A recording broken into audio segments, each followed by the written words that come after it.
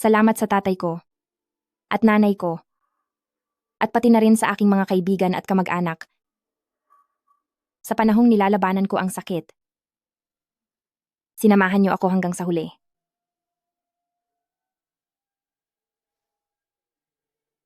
Mahal ko, sa susunod na buhay na tayo magkita.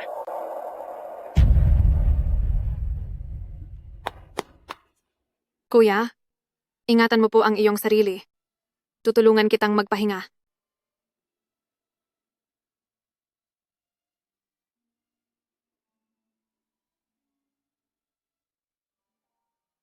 Sana sa lahat ng nagmamahal sa akin at sa mga taong mahal ko, maging maayos sana kayong lahat at ipagpatuloy ang inyong buhay ng masaya. Sana ang asawa ko ay maalagaan ng mabuti ang kapatid ko para sa akin.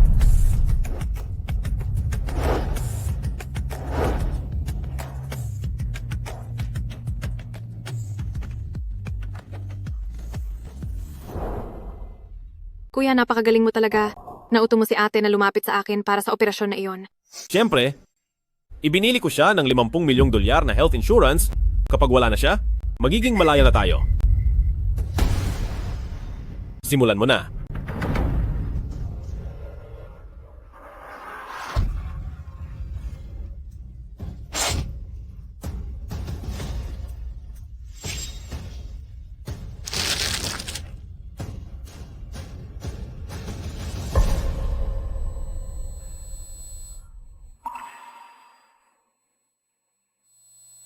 Kuya, Mga walang hiya kayo dahil sa ginawa niyo sa akin, hindi ko kayo patatahimikin.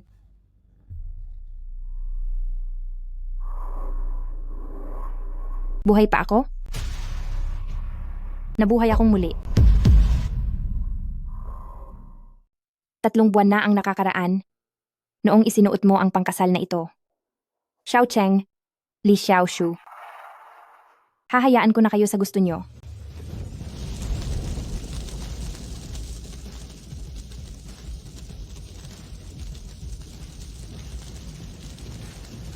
Magandang araw sa lahat ng mga panauhin na dumalo para sa kasal ng ating groom na si Xiao Cheng at ng ating bride na si Li Shanshan. Ngayon naman ay ating tawagin at ating saksihan ang pagpasok ng bride. Nasaan ang bride?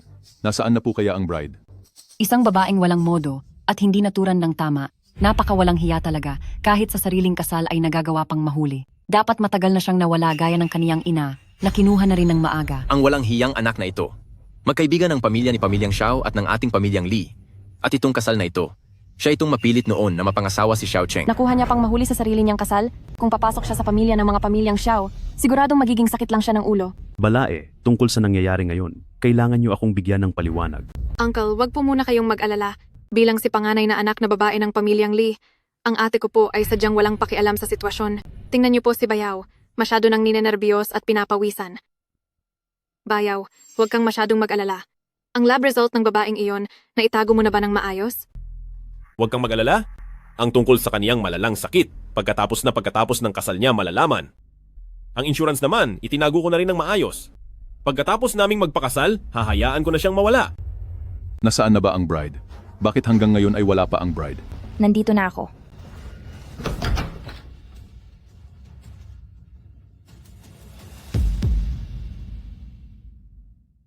Walang hiya ka. Maayos at buhay na buhay pa ang anak ko. Bakit mo hawak ang litrato ng yumao para sa anak ko? Ano pa ba sa tingin mo? Siyempre, para sa libing. Ikaw na malas ka. Nagawa mo pang magsuot ng ganyan. Hindi mo gusto? Kung hindi mo gusto, mawala ka na. Baliw ka talagang babae, nagawa mo pang isumpa ang anak ko. Kung hindi ka sang-aayon, mawala ka na rin. Kamalasan sa pamilya, sa pamilyang Li natin, paanong nagkaroon ng malas na tulad mo? Hindi mo matanggap. Kung hindi mo matanggap, mawala ka na. Ate, paano mo nagawa ang mga ganitong klaseng kalupitan? Naguguluhan ka? Kung naguguluhan ka, mawala ka na rin. Shanshan, araw ng kasal nating dalawa ngayon. Kung may problema man, pag-usapan na lang natin sa bahay pagkatapos ng kasal. Ayos ba? Kasal? Pakakasal ka para makuha ang 50 milyong dolyar na bayad pinsala, di ba?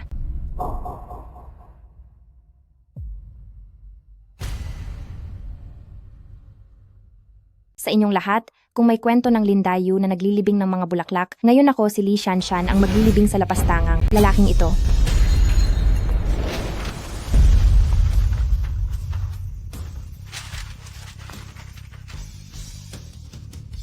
Hala, Tingnan nyo, hindi ba ito ang litrato ng groom kasama ang hipag niya? Sobrang walang hiya naman nito. Mga panauhin, maligayang pagdating sa pagtitipon para sa ate Li Xiaoshu at ng asawa kong si Xiao Cheng. Bilang panganay na ate, ibibigay ko ang aking pagbati.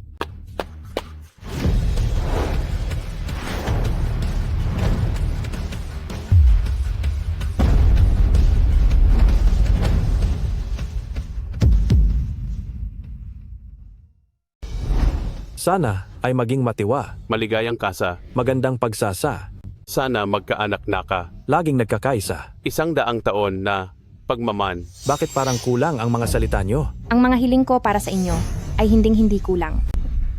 Ibig sabihin ba niyan ay Walang suwerte at walang saya, walang tadhana at walang anak, walang puso at walang pagkakaisa. Napakasamang hiling naman niyan. Tama lang na maging masama ito dahil simula pa lang ang mga litratong ito, kumalat na sa internet ang iyong mga malalaswang larawan. Ngayon, ang mapapangasawa mo na lang ay ang bayaw mo. Li Shanshan, walang hiya ka. Li Xiaoshu, makinig ka sa akin. Tinukso ng nanay mo ang tatay ko, dahilan para pumanaw ang nanay ko sa sama ng loob. 3 taong gulang ka pa lang nang pumasok kayo sa bahay namin, habang 5 namang taon ako. Kabit ang nanay mo, at kabit ka rin. Li Shanshan, hindi makontrol ng nanay mo ang lalaki. At hindi mo rin kaya.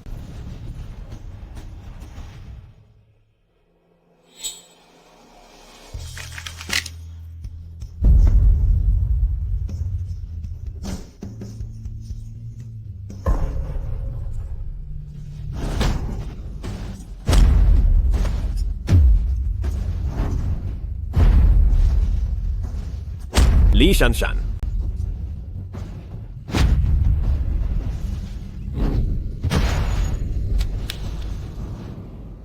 Xiaoshu, maligayang kasal sa inyo.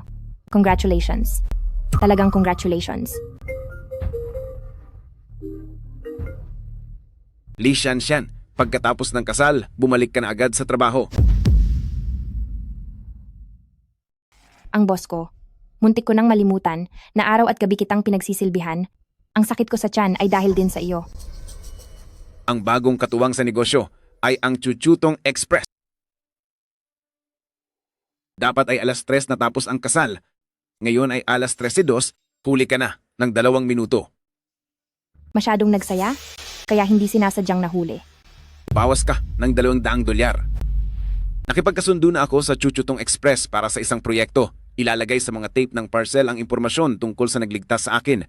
Makakatulong ito para mahanap ko siya agad. Ikaw, pumunta ka at makipag-ugnayan sa mga courier para sa impormasyong ito. Bakit nakatayo ka pa rin dyan? Iyan na naman ang sinasabi mo, napakaluma na niyan. Li Shanshan, makinig kang mabuti. Mabuti. Mula nang maging assistant kita sa Chen Yi, mula sa sandaling iyon, lahat ng sasabihin ko, dapat mong tandaan, ang bawat bagay na ipag-uutos ko. Dapat mong gawin. Kung hindi mo kaya, umalis ka na. ay umalis ka na.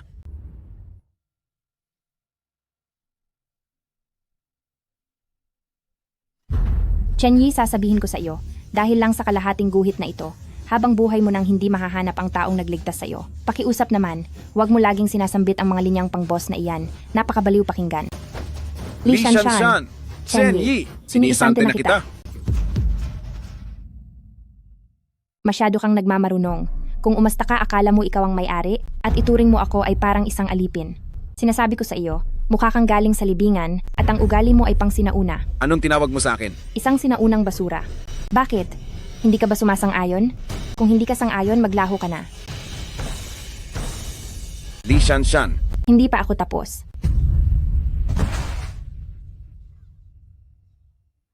Si President Chen ay kilala na hindi mahilig sa babae. Ito ang tanging babaeng assistant niya. Paanong nauwi sa ganito ang lahat? Hindi ko rin alam.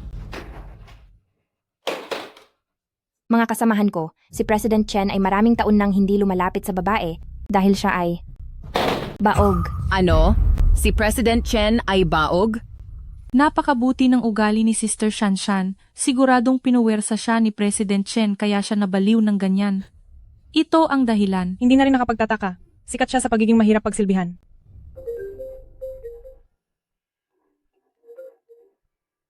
Shanshan, sa reunion ng ating mga kaklase bukas, kailangang samahan mo ako anuman ang mangyari. Sige, sasama ako sa iyo. Ah, talaga? Sige, kita-kita tayo bukas. Bye-bye. Ang mahal kong kaibigan, Sa harap ng ibang tao ay napakabuti mo sa akin, pero sa talikuran ay pinapahamak mo ako. 10 taon akong nagtiis sa'yo, at ang sakit ko sa tiyan ay may kinalaman din sa iyo. Sa reunion na ito, siguradong bibigyan kita ng isang napakalaki sorpresa. Bitawan niyo ako! Bitawan niyo ako! Sino ba kayo? Bitawan niyo ang batang lalaki na yan.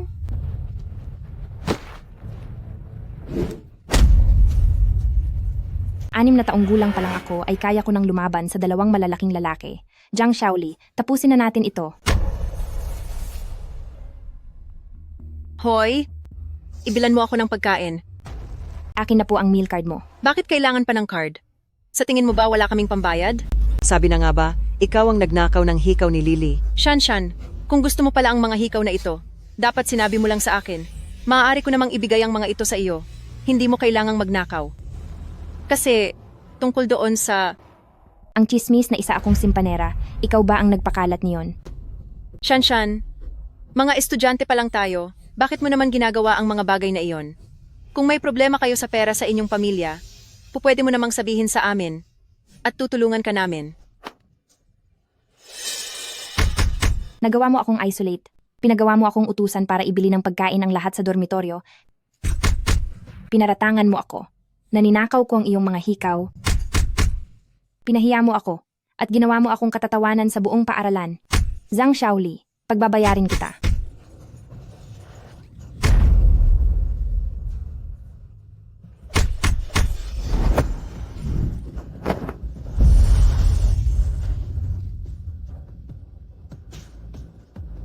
Suko na ako. Ikinagagalak kitang makilala, Shenzhen. Ako si Li Shanshan. Kamusta, manugang ko? Ang tanging makakatalo sa akin ay ang sarili kong manugang. Daughter-in-law. Ay anak, nasaan ka na? Nahanap ko na ang mapapangasawa mo, pumunta ka na rito agad. Pasensya na po ate, mukhang mas baliw ka pa sa akin. Mauna na ako. Sandali, daughter-in-law, in-add na kita sa WeChat sa group. Kontakin mo ako kahit kailan mo kailangan.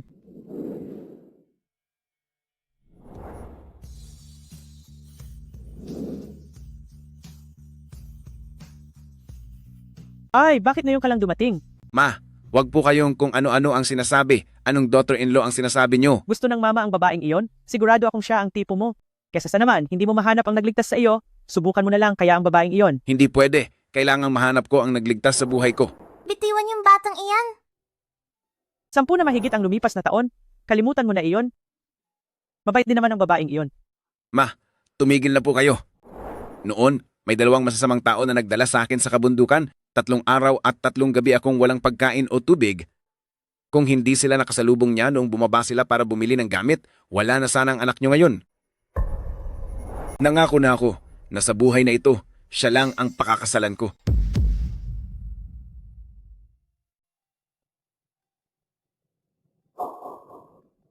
Bakit wala pa rin si Li Shanshan? Baka naman natatakot na ulit siyang pumunta dito?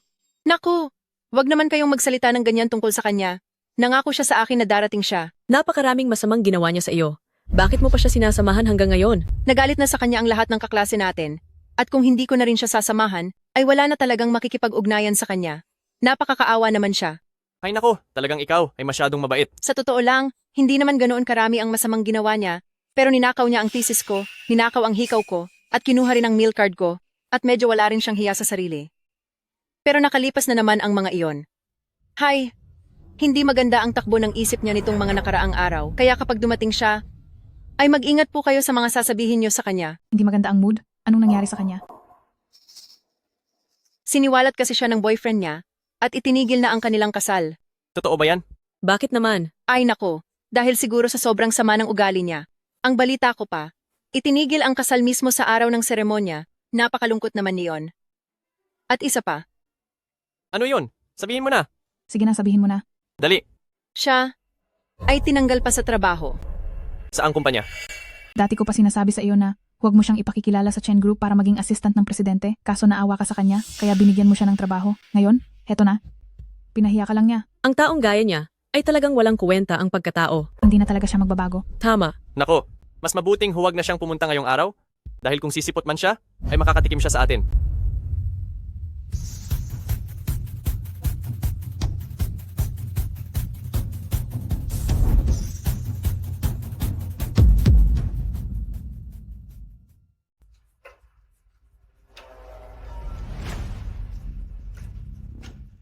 Balita ko may mga hindi natutuwa sa akin. At gusto akong turuan ng leksyon. Li Shanshan, 10 taong anibersaryo ng ating graduation ngayon. Sa suot mong iyan, sa tingin mo ba ay bagay iyan? Hindi mo ba gusto? Kung hindi mo gusto, mawala ka na lang sa paningin ko. Damang-dama na ang wrinkles sa mukha. Akala mo ba 18 taon ka pa? Hindi ka ba kontento? Kung hindi ka kontento, manahimik ka na lang habang buhay. Huwag kang masyadong bilib sa sarili mo dito. Ang reunion natin ngayong araw ay hindi ka tinatanggap.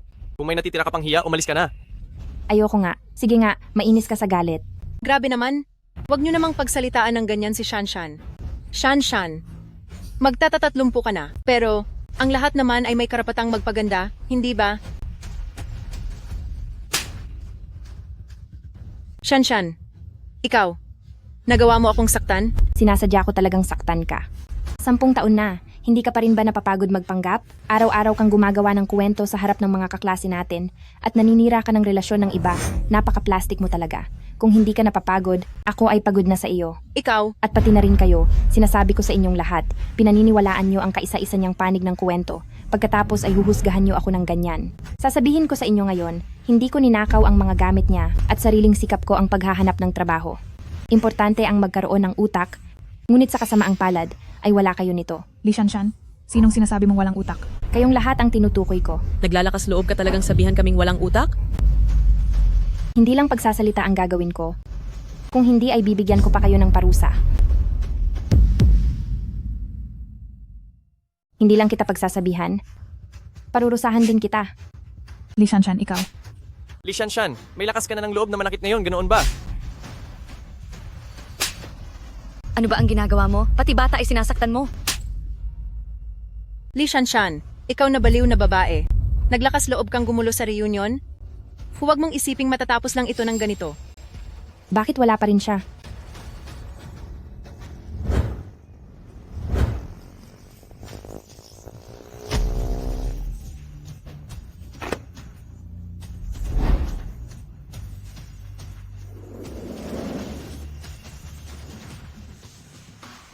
Andiyan na siya.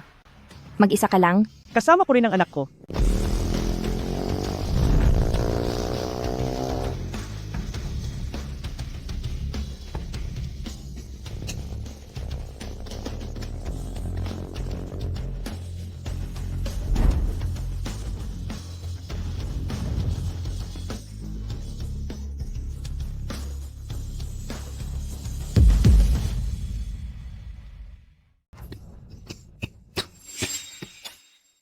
Li Shanshan, gumagaling ka na yata? At natuto ka pang tumawag ng backup? Tingnan nga natin kung ano ang kaya ng mga kasamahan mong hamak. Kung may kakayahan man kami, malalaman mo rin mamaya. Tungkol naman sa lupang ito, kataon lang na lupa namin ito, at ang balak ko ay magpagawa ng golf course dito. Kayong lahat, ang lakas ng loob nyo na magsalita sa pagmamay-ari ng iba, napakayabang nyo. Nakakatawa talaga. Lupa niyo raw? Golf course? Sus naman. Li Shanshan, saan mo ba nakuha ang payasong ito? Ang galing magbiro. At ikaw rin, tita, ang hilig mong magyabang ng walang basehan. Hindi ka ba natatakot na mapahiya ka at tawanan ka ng lahat? Totoo yan. Li Shanshan, tingnan mo ang antas mo. Tingin mo ba talaga ay makakakuha ka ng ganyang klaseng mga bigating tutulong sa iyo? Bakit kailangan pa mauwi sa kanselasyon ng kasal? Dahil ba sa nangyari? Ay sobrang nasaktan ka? Kaya nababaliw ka na? Sa tingin ko, ang mga taong ito ay mukhang walang katinoan. At ikaw namang tita, halata namang may edad ka na. Sa edad mong, yan ay pwede ka na maging lola. Huwag ka na ngang magkunwaring cute. At ikaw naman, nagsuot ka pa ng uniforme ng estudyante paglabas. Parang talagang gusto mong pagtawanan ka ng mga tao. Tama. Pati ang lalaking ito, kuya. May dalang mga motor dito, feeling mga miyembro ng gang. Akala mo ba talaga ay isa kang godfather? Hindi ba? Hoy, ayos ka lang ba? Ang yayabang nyo kung makaliit sa iba. Alam ko na bago pa ako pumunta rito na walang mangyayaring maganda, pero hindi ko akalaing malas pala rito. Malas? Isinama mo ang dalawang baliw na ito, tapos sasabihin mong malas ka? Ang ayos ng reunion ng mga magkakaklase, tapos ginawa mong parang isang outing sa ospital para sa may sira sa ulo. Talagang mga hibang kayo. Sino ang sinasabihan mong hibang? Saan ba galing ang hangal na ito? Akala mo ba talaga ikaw ay tagapagtanggol ng katarungan? Napakabuti mo naman, Justice Brother. Justice Brother, mukhang utu-uto ang lalaking ito. Justice Brother. President Chen, Ngayon mo lang naranasang mainsulto ng ganito, di ba? Bakit parang ako pa ang iniinis mo? Anong karapatan mo? Nabastusin ako ng ganyan? Sino ka ba sa akala mo? Magbanggit ka lang ng ilang. Linyang pangmayaman, tapos iisipin mo na isa ka ng dakilang boss? Bakit parang pamilyar ang linyang iyon? Sus, ang mga nagpapanggap na mayaman sa panahon ngayon, mas marami pa kaysa sa basura sa paligid, hindi ba? Totoo iyan. Anong pinagsasabi mo?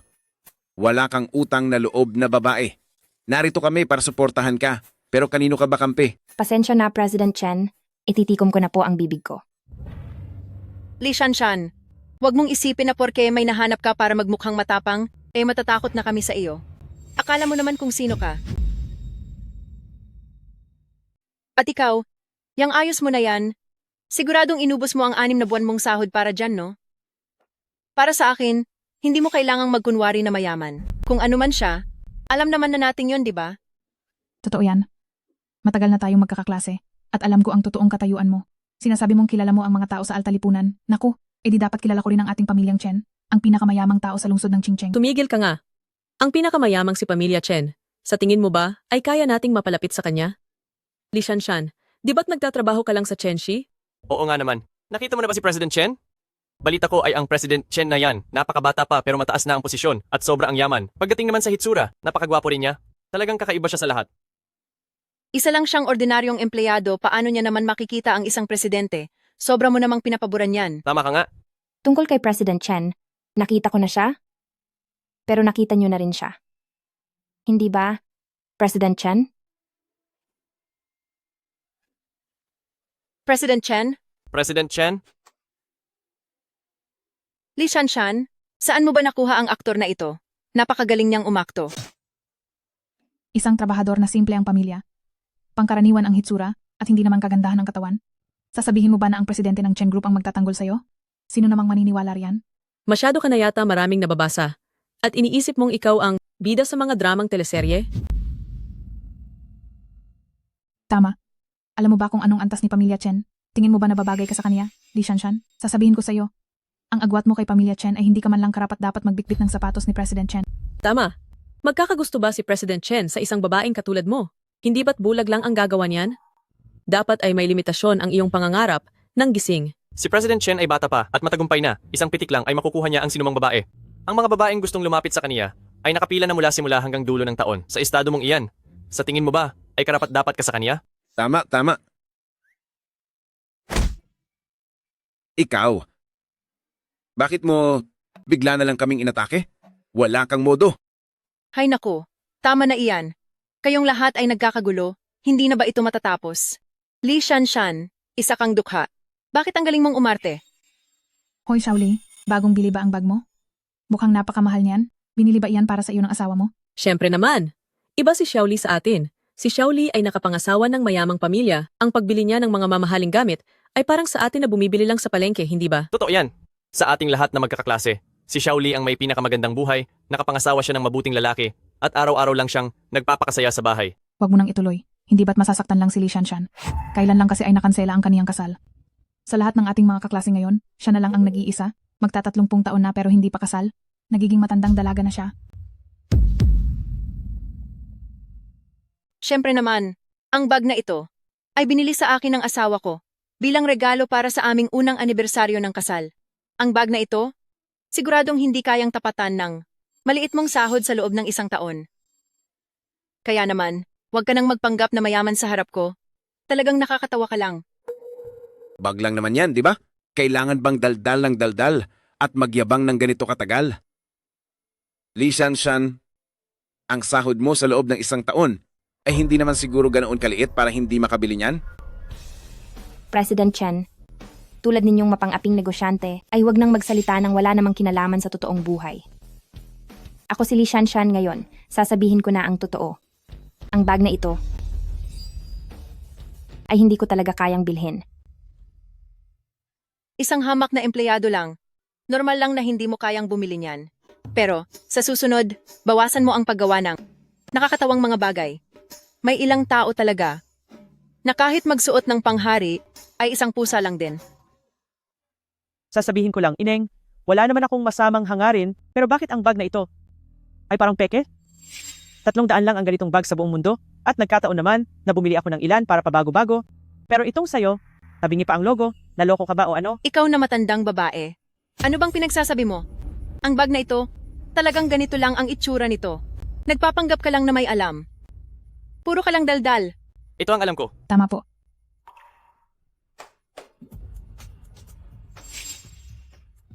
Tingnan mong mabuti, ito ang totoong bag.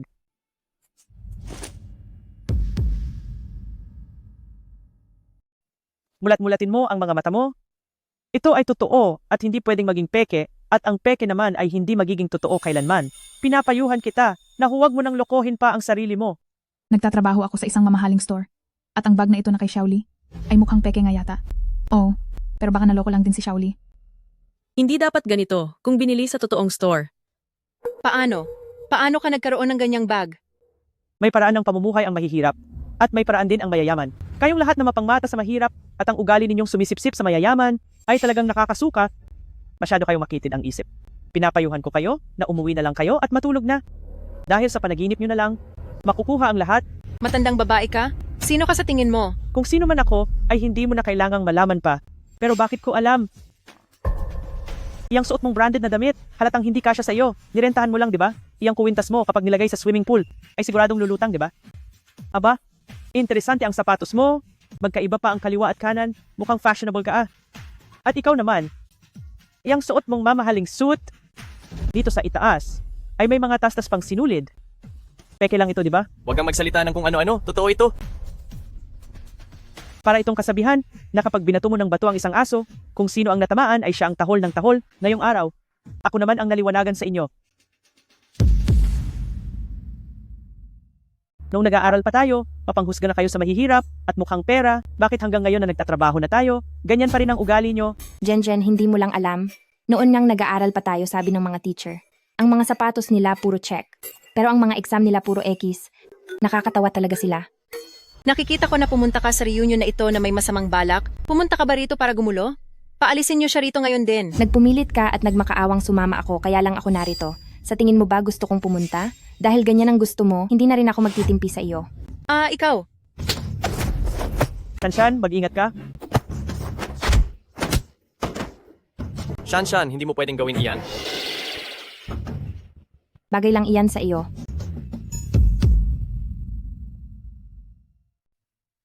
Aray, tama na. Parang awa mo na. Susuko ka na ba? Suko na ako, suko na ako. Aray! Pasensya na, matapang na binibini. Alam ko na talaga ang pagkakamali ko. Pakawalan mo na po ako. Bakit parang hindi ko naman ramdam ang sincerity mo? Sincere po talaga ako. Sorry po, pasensya na talaga. 3. Shanshan, nagkamali kami. Patawarin mo na kami. Hindi ko dapat ipinapasan sa iyo ang kasalanang hindi mo ginawa. 2. Sister Shanshan, may pamilya akong umaasa sa akin. Patawarin mo na ako sa pagkakataong ito. 1. Sorry po, alam ko na talaga ang mali ko. Totoo po talaga, hindi na po namin uulitin. Nakakatawa naman. Ang grupo ng mga taong ito na duwag naman sa matatapang. Palalampasin ko muna kayo ngayon, pero uulitin nyo pa. Wala nang susunod. Ito po para sa iyo. Yehey, napakasarap sa pakiramdam. Pero, bakit ka narito? Maglahad ka na. Totoo bang magkakilala kayo? Anak, bilis, sabihin mong hindi mo ako kilala, dali. Bakit po? Ikinakahiya nyo na ba na mag-ina tayo? Hindi naman. Tingin ko ay, ikaw ang hindi pwedeng makita rito, parang hindi ka gusto ng babaeng ito. Huwag mong sasabihin kilala mo ako, kung hindi ay, lagot ka sa akin. Wala na ba akong karapatan? Ano sa tingin mo? Kilala niyo po ba talaga ang isa't isa? Hindi.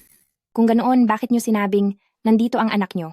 Naku, sinabi ng anak ko na darating siya kanina, pero kalaunan ay nagsabing hindi na siya makakapunta dahil may gagawin pa. Talagang hindi ko kilala ang lokong lalaking ito. Bakit nandito ka? Ako, napadaan lang ako rito. Nakita kong pinapahirapan ang empleyado ko, kaya tumulong lang ako. Ano ba? Katakataka ba iyon? Tama na. Wala akong pakialam kung bakit ka nandito. Hindi talaga tayo magkasundo, kaya umalis ka na ngayon din. Ayaw ko na kitaling makita. Talagang wala kang katwiran. Base sa naririnig ko, mukhang matagal na kayong magkakilala. Oh, Shanshan, ano bang ginawa ng lokong ito para magalit ka ng ganyan?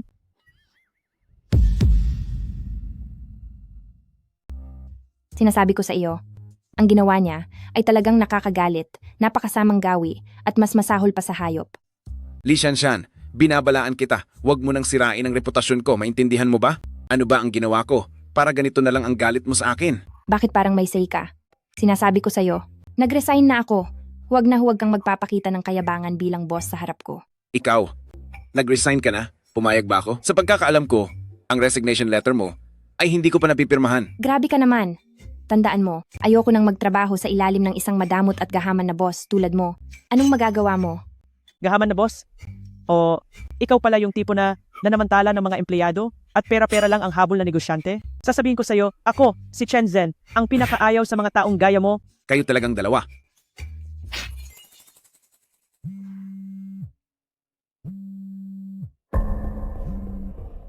Ate, bukas na ang paglipat namin ni Xiao Cheng sa aming magiging bahay pagkatapos ng kasal. Sigurado akong babatiin mo kami. Huwag kang mawawala doon, ate. Para sa bago at masayang bahay ng kapatid ko, bilang ate mo, bakit naman hindi ako pupunta? Huwag kang mag-alala. May inihanda akong isang magandang regalo para sa iyo. Abangan mo na lang. Shanshan, magpapakasal na pala ang kapatid mo? Siyempre naman, ang kapatid ko sa labas, titira kasama ng dati kong fiancé, sa mansyon na pamana pa ng nanay ko para sa akin. Oh, kaya pala biglang sumariwa ang hangin dito dahil may malanding babae pala? Shanshan, bukas ay sasamahan kita para harapin ang babaeng yan. Jen, mukhang may pagkapatawa ka pala. Siya nga pala, kailan ka uli malilibre? Sumama ka sa akin sa paligsahan. Naniniwala ako na, sa galing mo, hindi magiging problema ang talunin ang lahat ng mga tao doon. Siyempre, walang problema. Salamat sa pagtatanggol sa akin ngayong araw. Siguradong pupunta ako. Ay oo nga pala, halos makalimutan ko. Maya-maya, sasali ako sa isang luxury product launch. Gusto mo bang sumama sa akin? Kung may magustuhan ka man doon, ibibigay ko iyon sa iyo bilang tanda na rin ng ating pagkakaibigan. Tingnan natin kung ano pang sasabihin nila. Sige. Tara na. Walang problema. Ang pagkakaibigan ng dalawang babaeng ito, ang bilis talagang nabuo. At card ko pa, ang ginagamit pambayad. President Chen, may balita na tungkol sa taong hinahanap niyo po. 10 mahigit na taon na ang nakakalipas. Nung kinuha kayo ng mga masamang tao, may isang turista noon na kumukuha ng litrato doon. At hindi sinasadyang nakuha niya ang litrato na nagligtas sa inyo. Sigurado po ako na sa tulong ng litratong iyon, malalaman natin agad ang tungkol sa tagapagligtas niyo. Napakahalagang balita nito. Bakit ngayon mo lang sinabi sa akin? Totoo ba ang balitang ito? Kakalap ko lang din po ng balitang ito. Kanina po, habang kinakausap niyo si matandang ginang tungkol sa nangyayari dito, hindi ko pa ito masabi sa inyo agad. Sigurado po ito. Nagpadala na po ako ng tao para bilhin sa mataas na halagang litratong iyon. Makukuha rin natin agad ang resulta. Hindi na ako makapaghintay. Kailangang ako mismo ang tumingin doon.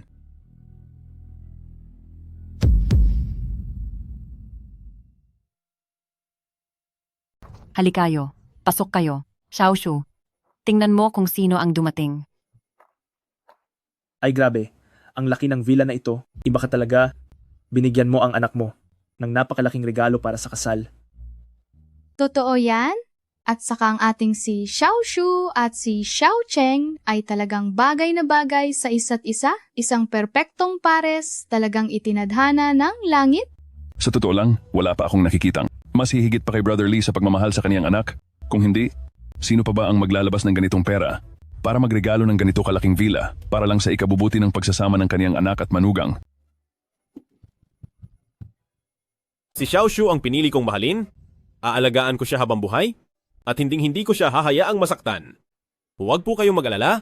Sumusumpa po ako na mamahalin ko siya ng mabuti, aalagaan, at gagawing masaya. Xiao Cheng, napakabait mo talaga. Sa pagpapakasal ko kay Xiao Cheng, sigurado pong magiging masaya ako, kaya huwag na po kayong mag-alala. Nako, basta't maayos kayong dalawa. Panatag na ang loob ko. Salamat po, Ma. Alagaan mong mabuti si Xiaoshu, huwag mo siyang bibiguin. Ako na si Li Shu ay may iisang anak lang. Kaya kung si Xiaoshu ay mapapaiyak o mahihirapan sa piling mo, MP, tandaan mong pananagutan mo yon sa akin. Huwag po kayong mag-alala. Paano naman ako?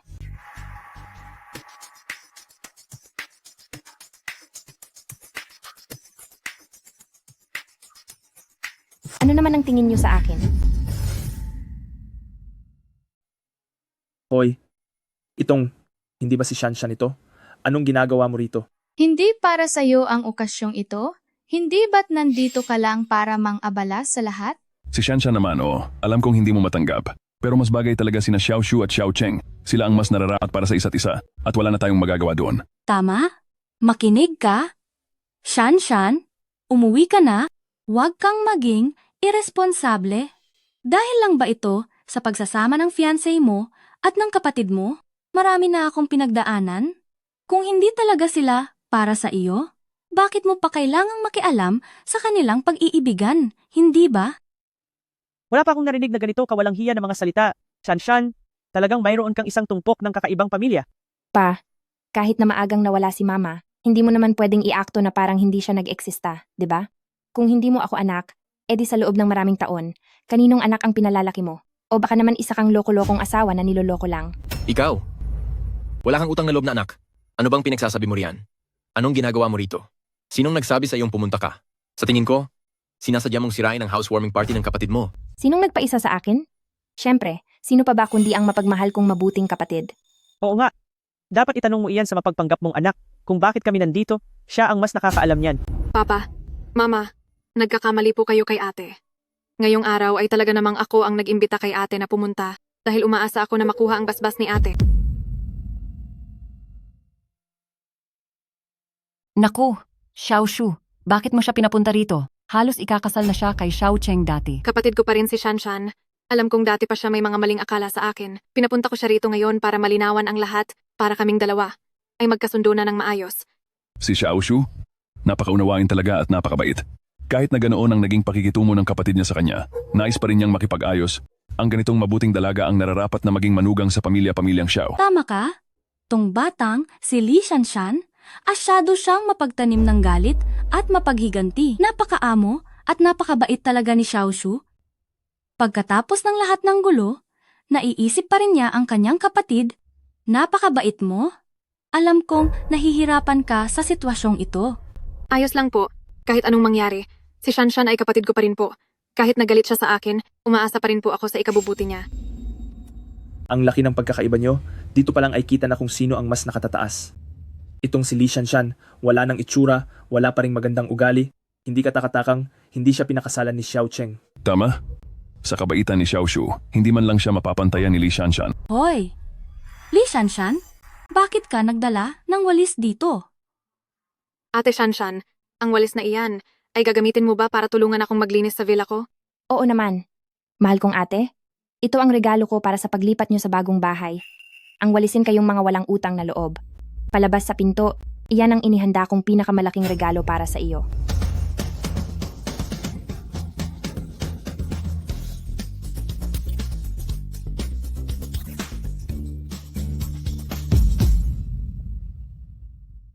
Li Shanshan, anong sa tingin mo ang ginagawa mo? Ito ang kwarto para sa kasal ng kapatid mo? Pagkatapos ay bigla ka na lang magpapalaya sa amin? Nawawala ka na ba sa sarili mong isip? Hindi kaya nakita mo na may malaking villa ang kapatid mo bilang dote, kaya naiinggit ka. At galit na galit ngayon, tama? Napakalaki ng halaga ng villang ito. Siguradong maiinggit talaga siya. Nakikita ko ngang halos mabasag na ang ngipin niya sa inis. Li Shanshan, tumigil ka na sa mga ginagawa mo. Li Shanshan, ihinto mo iyan ngayon din. Si Li Xiaoshu ay kapatid mo pa rin? Hindi ba't isang villa lang naman ito? Dahil ikaw si ate, pagbigyan mo na lang siya. Ate, kung magagalit ka man sa akin dahil sa villang ito, hindi ko na iyon mamasamain. Hanggat gusto mo, malaya kang bumisita sa amin ng ilang araw, huwag mong hayaang ang mga material na bagay na ito ay sumira sa samahan nating magkapatid. Xiaoshu? Talagang napakabait mong babae at mapagmahal. Matapos ang ginawa niya sa iyo, hindi mo pa rin siya magawang sisihin. Hindi gaya ng ibang tao na puno ng maitim na balak at puro pera lang ang nasa isip. Tama ang sinabi mo. Ate, kung pagkatapos nito ay mayroon ka pa ring hinaing laban sa akin, hindi ba't parang wala kang malasakit sa pagkakaibigan nating magkapatid? Ano ang sinabi mo? Sabi ko, sa tingin ko ay tama ang sinabi mo. Sa pagitan nating magkapatid, hindi na kailangang magbilangan pa. Kung gusto mo, ang tumira dito ng ilang araw, ay maari naman nating gawan ng paraan. Anong sabi mo? Ano ang ibig mong sabihin?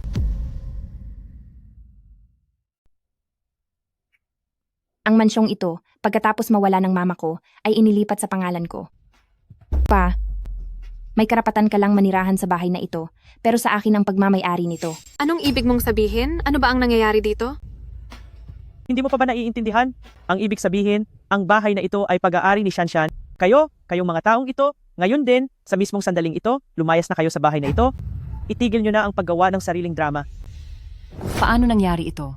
Malinaw ang sinabi mo dati, na ang bahay na ito ay para kay Xiaoshu.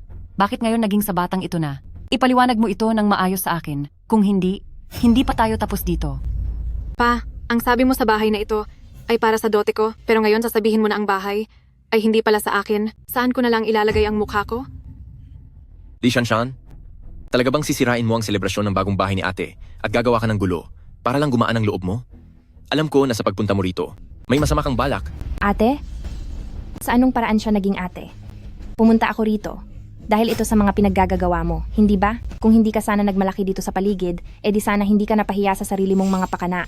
Li Shanshan, dahil lang sa pagiging mapanlinlang mo at pagiging masama, kaya ako nakipaghiwalay sa iyo.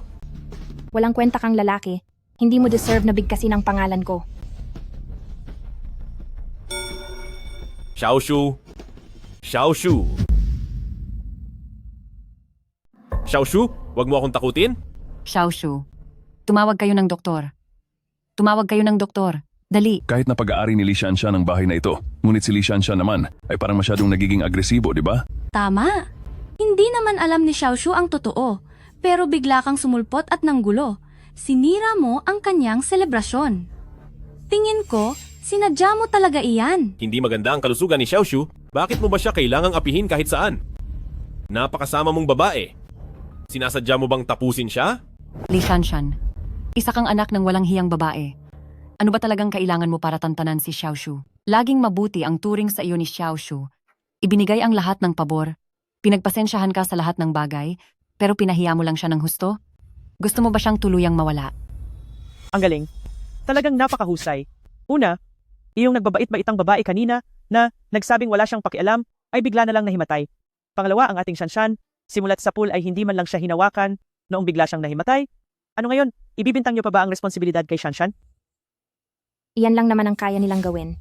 Ang nakikita ko, kayong lahat, ay ginagatasan lang si Shanshan dahil ang nanay niya ay maagang pumanaw dahil nakita niyong mag-isa lang siya at walang maasahan. Gusto niyo siyang pagsamantalahan. At ngayon, kayo pa ang may ganang magreklamo. Li Shanshan, sinasabi ko sa iyo, kapag may nangyaring masama kay Xiaoshu, hinding-hindi ko kayo mapapatawad.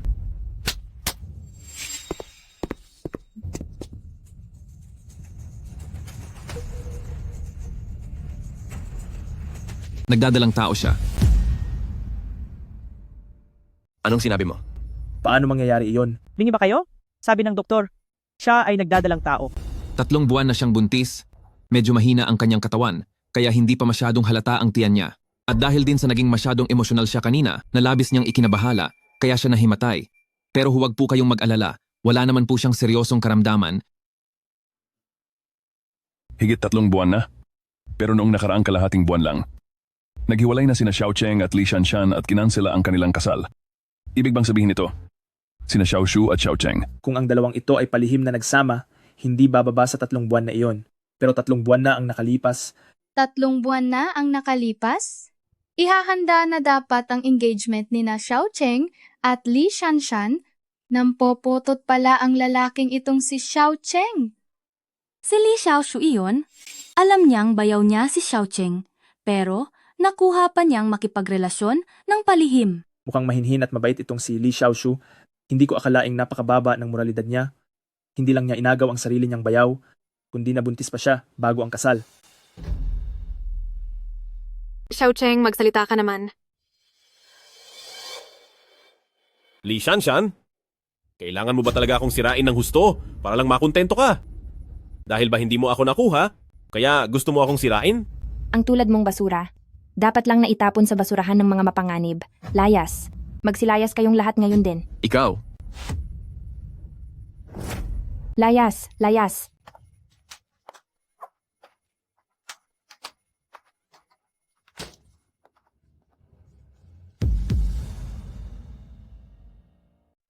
Hello, management office po ba ito?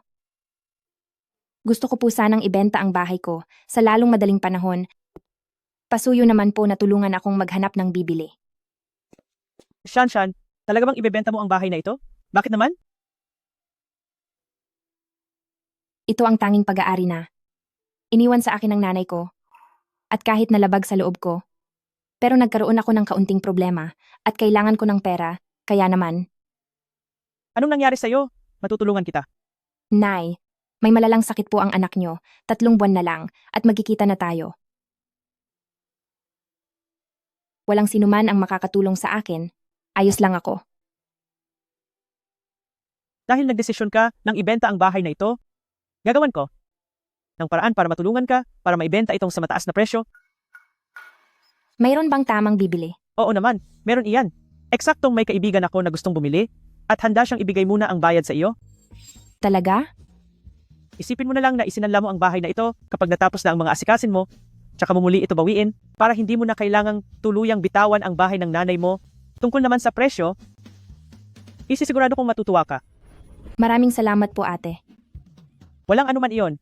Ngayon namang mga panahong ito, lumipat ka na muna sa akin at tumira doon. Alam mo ba, sobra akong nalulungkot mag-isa. Samahan mo na lang ako doon. Ano? Payag ka ba? Pero, hindi po kaya ako nakakaabala? Hindi naman, ayos na ayos iyon. Paanong mangyayari iyon? Kung lilipat ka doon, may makakalaro at makakasama na ako, pumayag ka na ha? Sige po. Maraming beses na akong tinulungan ni ate. Paniguradong pupunta ako. Napakabuting kaibigan mo talaga ate. Asahan mo ang suporta ko.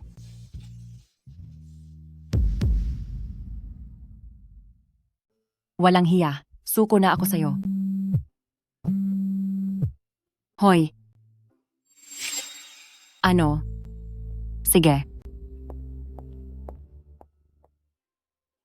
Kumusta? Ikaw ba ang kumuha ng larawang ito? Tama ka. May problema ba sa larawang ito? Sa larawang ito ay may isang taong napakahalaga sa akin. Kung papayag kang ibenta ito sa akin, ito ang halagang ibibigay ko. 500? 5,000? 50,000? Mrs., kung papayag po kayo na ibenta ang larawan sa akin, magbabayad ako ng $500,000. Ibigay mo sa akin ang larawan at ang $500,000 ay agad na ililipat sa card mo. Ano sa tingin mo? Kung sang-ayon ka, ipakita mo na ang larawan.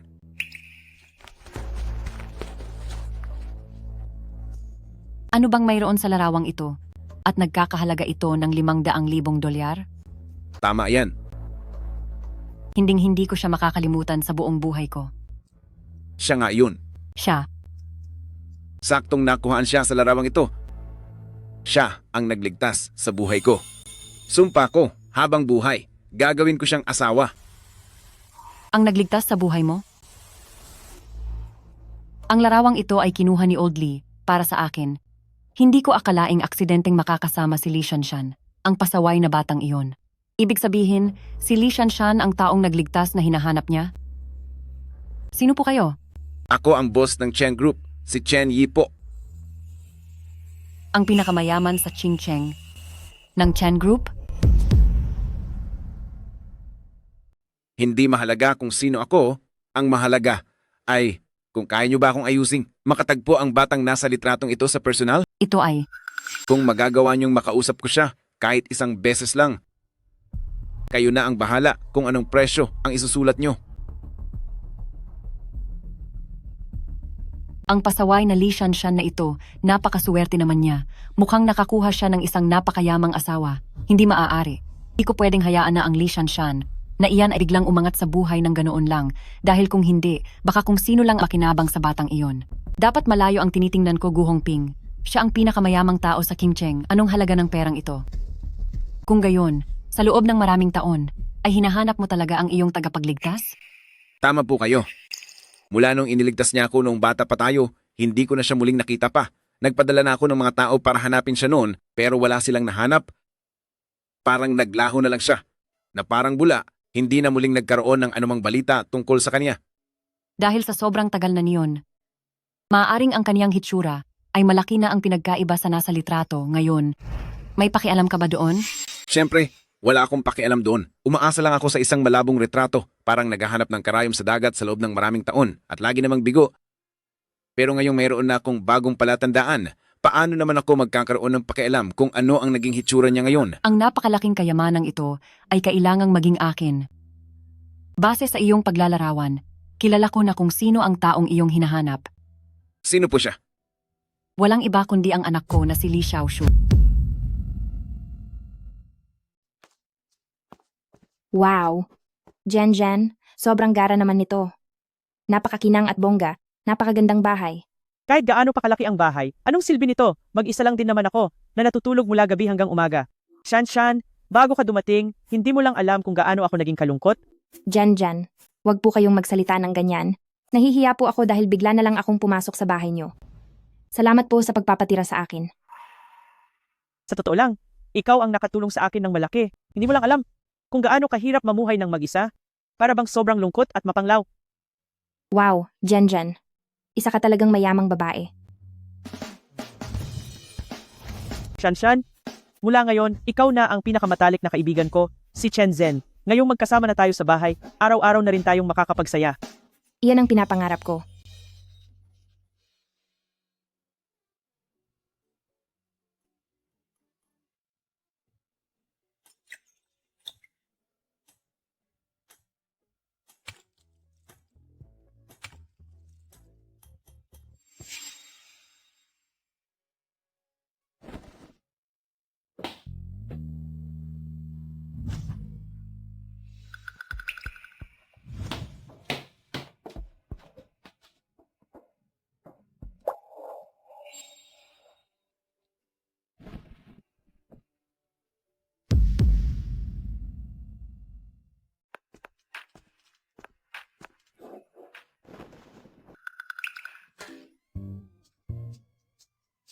Bastos. Pasensya na po, pasensya na. Bitawan niyo ang batang iyan.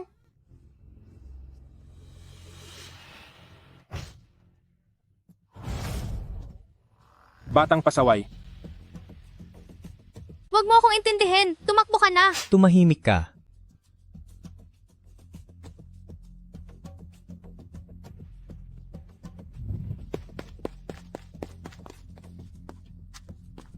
Bitawan niyo ako! Bitawan niyo ako! Bitawan niyo ako!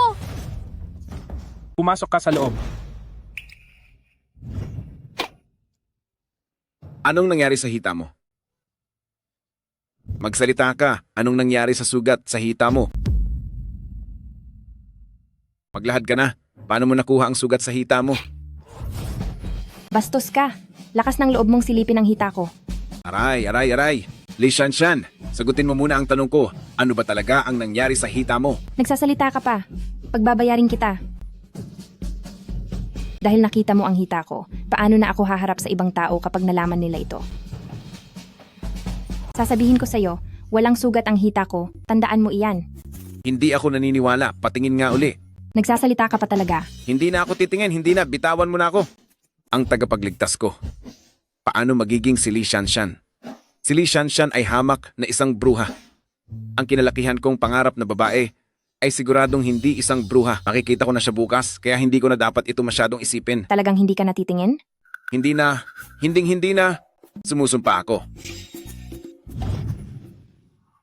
Kung ganoon, sabihin mo sa akin, bakit ka nandito sa loob ng bahay ni Jen? Kasi, Kamusta naman ang panahon ngayong araw? ang araw ngayong araw ay parang kutis, maputi at makinis. Pinasok mo ang pribadong lugar na ito at nanilip ka habang naliligo ako. Magpaliwanag ka sa pulisya. Magkita na lang tayo sa presinto. Hindi. Pakinggan mo muna ang paliwanag ko. Babaeng mandirigma, maling daan ang napuntahan ko, maling pinto ang napasukan ko, hindi ko sinasadya. Anong kailangan mong ipaliwanag? Pinanood mo akong maligo? Paliwanag? Wala ka nang dapat pang ipaliwanag. Hindi ako yon. Ako. Sige. Kung ganoon, bigyan mo ako ng maayos na paliwanag. Magsalita ka na. Mahabang kwento ito.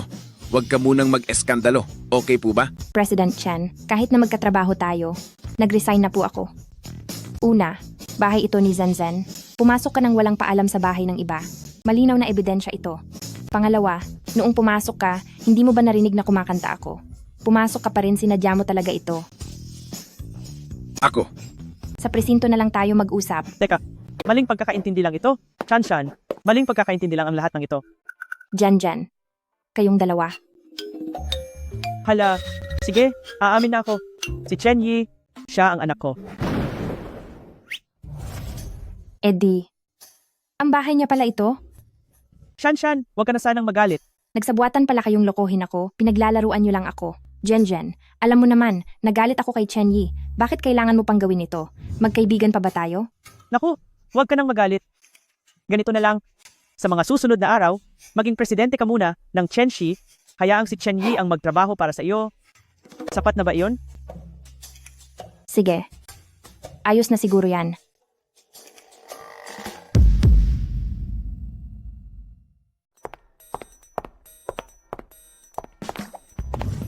Nandito na ulit si Shanshan. Shanshan, akalang nating lahat ay nabaliw ka na dahil sa boss nating walang puso, kaya nagbitiw ka sa trabaho dahil nawala ka na sa sarili. Naku, Shanshan, kailan pa kaya ito matatapos? Napakaraming utos at sobrang sela ni President Chen.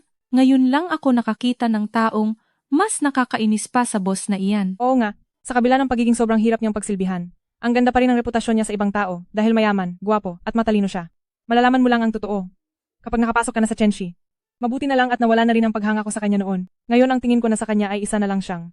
Isa lang siyang mapagpanggap na taong walang kuwenta, wala siyang alam gawin, kundi ang pagsamantalahan ang kanyang mga empleyado. Oo, tama yan. Anong nangyari? Bakit parang namumutla kayo? Li Shanshan, alam mo ba na si President Chen ay nasa likod mo lang? Siguradong narinig niya ang lahat ng mga paninirang sinabi natin. Panigurado, yari na tayong lahat ngayon. Xiao Chen, bakit ang bagal mong maglakad? Ganito na lang, dahil unang araw ko sa trabaho ngayon, ikaw na lang ang pumalit sa akin at ikuha mo ng maiinom ang mga kasamahan natin. Pumalit ka muna sa akin at kumuha ka ng tubig para sa mga kasamahan ko. Shanshan, nawawala ka na ba sa sarili? Bakit mo pinag-uutusan ng ganyan si President Chen? Diyos ko, may isa na namang nabaliw. Bakit ka pa nakatayo riyan? Bilisan mo at kumuha ka ng tubig para sa mga kasamahan ko. Bakit ang bagal-bagal mong kumilos? Nako, nananaginip ba ako? Talagang kumuha ng tubig si President Chen para sa atin. Shanshan, may nakuha ka bang alas laban kay President Chen? Kaya ba siya sunod-sunuran sa lahat ng gusto mo? Oo nga pala, Shanshan. Hindi ba't sabi mo dati na may problema si President Chen sa pagkalalaki? Hahaha. Baka naman ang problemang iyon ay nagamot mo na. President Lee, ito na po ang tubig niyo. Magaling. Ganito na lang, mamaya lampasuhin mo ang buong sahig na ito. Pagkatapos, ibilhan mo ng kape ang lahat ng kasamahan ko. Shanshan, anong nangyayari? Bakit tinawag ka ni President Chen na President Lee? Napakakakaiba nito. Ako ba ang nababaliw o sadyang sira na ang mundo?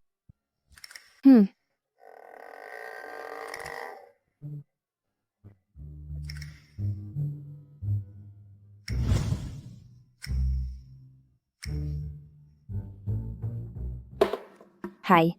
Sa ngayon, baligtad na ang mundo, ako na ang bagong presidente ng Chenshi. At ipaparanas ko sa iyo kung paano abusuhin ng isang masamang boss. Tabi po sa panyo.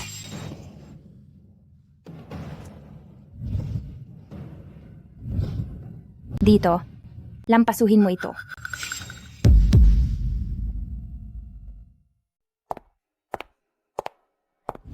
Nandito na pala kayo.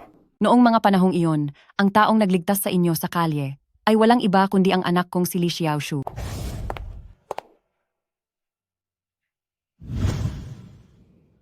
Kumusta ang naging buhay mo sa loob ng maraming taon? Ako, matagal na kitang hinahanap. President Chen, ang ating si Xiaoshu nitong mga nakaraang taon ay hindi naging maayos ang buhay. Ang kapalaran ng ating si Xiaoshu. Bakit ba ito naging napakahirap? Huwag po muna kayo masyadong mag-alala. Dahan-dahan ninyong ikwento sa akin. Anong klaseng problema ba ang hinarap ni Xiaoshu? Mula pa noong bata si Xiaoshu, napakabait at mahinhin ng kanyang asal. Hindi siya mahilig makipag-away. Kaya naman, lagi siyang binubuli ng ibang tao. Mahinhin ang asal? Bakit parang sa alaala ko ay medyo magkaiba ito? Marahil ay dahil nagbago na ang hitsura at ugali niya sa kanyang paglaki. Noong nagpakasal ako sa ama ni Xiaoshu, ang ama ni Xiaoshu ay may dalang anak mula sa kanyang yumaong asawa, lagi na lang silang mainit sa aming mag-ina. Hayaan mo na ang pambabastos niya sa akin, pero lagi rin niyang pinagkakaisahan at binubuli si Xiaoshu.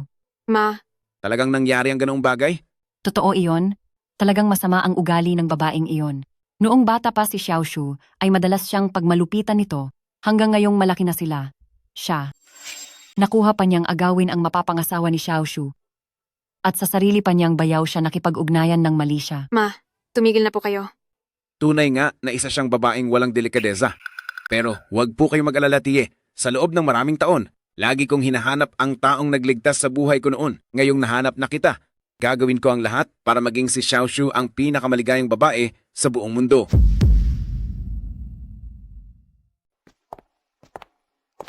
Tignan mo, ito ang opisina, pati na rin dito. Kahit saan ko magpunta ay naroon siya. Talagang hindi na siya nawala sa paningin ko. Milagro yata at nagbago ang ihip ng hangin. President Chen? Ay hindi pala, Xiao Chen. May dinala palang babae rito. Diyos ko, ang mga nangyayari nitong mga nakaraang araw ay sobrang nakakabigla. Una ay sina President Chen at Shanshan na nagkapalit ng pagkakakilanlan at ngayon naman ay si President Chen, ang taong matagal nang malamig ang pakikitungo sa lahat, ngayon ay may babae na sa tabi niya. President Chen, hindi kaya ginagawa mo ito para itama ang mga sabi-sabing wala kang kakayahan, kaya sadya kang nagdala ng babae sa kumpanya?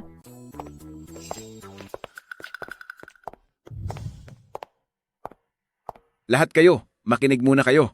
Siya ang mapapangasawa ko, si Li Xiaoshu. Kamusta sa inyong lahat? Ate, kamusta ka rin? Nagkita tayong muli.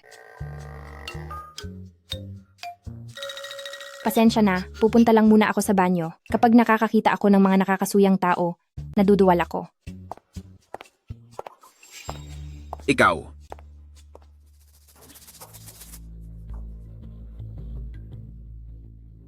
Li Shanshan, hindi mo inakala, no? Talagang umiikot ang mundo. Sabihin mo na ang gusto mong sabihin. Magiging fiancé na ako ni Boss Chen Group, habang ikaw ay hamak na assistant pa rin. Naawa talaga ako sa'yo. Napakakaawa mo. Anong ginagawa mo? Masyadong mabaho ang bibig mo. Tutulungan kitang linisin iyan.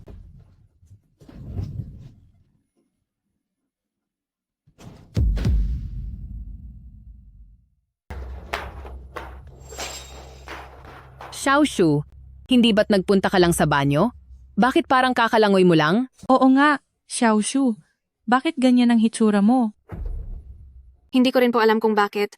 Grabe ang galit ni Shanshan sa akin. Gusto ko lang naman sana siyang batiin, pero bigla siyang nagwala at isinubsob ang ulo ko sa lababo. Talagang gusto niya akong tapusin. Shanshan, totoo ba ang mga sinasabi niya? Oo, bakit? May problema ba? Li Shanshan, sa pagkakaalam ko, hindi ka naman ganyang tao. Bakit mo kailangang apihin ang mahinang babaeng gaya ni Xiaoshu? Mahinang babae? Tingin ko bagay nga sa kanya ang tawag na iyan. Bukod sa pagiging mahina, napakamura pa ng bibig niya. Hindi ba normal lang na tulungan ko siyang maglinis? Ate, ano ba ang nagawa kong mali? Bakit mo ako kailangang parusahan ng ganito? Dahil ba naiinggit ka na mas maayos ang buhay ko kaysa sa iyo? Shanshan, bakit napakaliit ng puso mo? Sabi ni Xiaoshu, ay magkapatid kayo? Pero bakit kinakalaban mo ang sarili mong kapatid? Li Shanshan, hindi ko akalain na ganito ka pala kasama. Pati sariling kapatid mo ay kaya mong saktan? Wala ka ba talagang puso? Palagay ko matagal na rin siyang inaapi ng babaeng iyan. Nagkamali ako ng tingin sa'yo na nakipagkaibigan pa ako sa taong tulad mo, Li Shanshan. Naengkito ako sa'yo? Gumagawa ka na naman ng eksena. Sasabihin ko sa'yo, mas maiinggit pa ako sa aso kaysa mainggit sa iyo. Li Xiaoshu. Kuya Yi. Kuya Yi. Xiaoshu, anong nangyari sa iyo? Basang-basa ang buhok mo. Kuya Yi, hindi ko alam kung saan ako nagkamali kay ate. Isinuob niya ang ulo ko sa sink. Parang gusto niya akong tapusin. Li Shanshan, ano ba talagang balak mong gawin? Kung may problema ka, sa akin mo na lang ibuhos. Bakit mo idinadamay si Xiaoshu? Hay, mapanghusga ka masyado. Pinaniniwalaan mo agad ang panig niya. Bakit hindi mo muna itanong sa akin at ang bilis mong magdesisyon na gusto ko siyang saktan? Sige, magsalita ka. Ang mga sinabi ni Li Xiaoshu, totoo ba? Oo, totoo ang sinabi niya. Isinuob ko talaga siya sa lababo. Ikaw, sobra na ang pagkaarogante mo. Ano ba talagang gusto mong mangyari? Hinahayaan lang kitang apihin si Xiaoshu dati. Pero ngayon, halos mapahamak na siya dahil sa'yo. Hindi ko maintindihan. Ano ba talaga ang pakay mo? Siguro dahil si ate ay matagal nang mahilig makipagkumpetensya. Nakita niya na magpapakasal na ako sa iyo. Magpapakasal na ako sa CEO ng Chen Group, habang siya naman ay isa lang hamak na assistant, kaya sumasama ang loob niya at nagtatanim siya ng galit sa akin. Xiaoshu, sa totoo lang, ako. Kuya Yi, hindi mo na kailangan pang magpaliwanag. Hindi ko naman sisisihin si ate dahil alam ko namang Li Xiaoshu, mukhang nagkakamali ka. Sa ngayon, ako ang CEO ng Chen Group. At siya na si Chen Yi, ang siya mismong assistant ko. At siya na si Chen Yi, ay ang assistant ko. Anong sabi mo? Bakit? Hindi ba masaya ka lang kanina? Bakit ngayon hindi ka na makatawa? Kuya Yi, anong ibig niyang sabihin? Kung ano ang narinig mo, iyon na iyon. Si Li Shanshan, ang CEO ng Chen Group. Ako naman ay isang ordinaryong empleyado lamang. Kalokohan, paano mangyayari iyon? Paano naging CEO si Li Shanshan ng Chen Group? Kahit na ikaw pang CEO ng Chen Shi, ano naman? Sa ginawa mong ito, hindi ba dapat ay humingi ka ng tawad kay Xiaoshu? Inuutos ko na humarap ka kay Xiaoshu at yumuko para mag-sorry. Ikaw.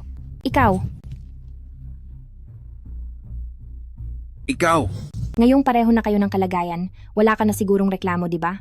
Napaka-violente mo. Wala ka talagang konsiderasyon. Kung ganoon, itutuloy ko na ito hanggang dulo. Tumigil ka na. Anong sabi mo? Hindi kita marinig. Kaliwang hook, kanang hook. Ah.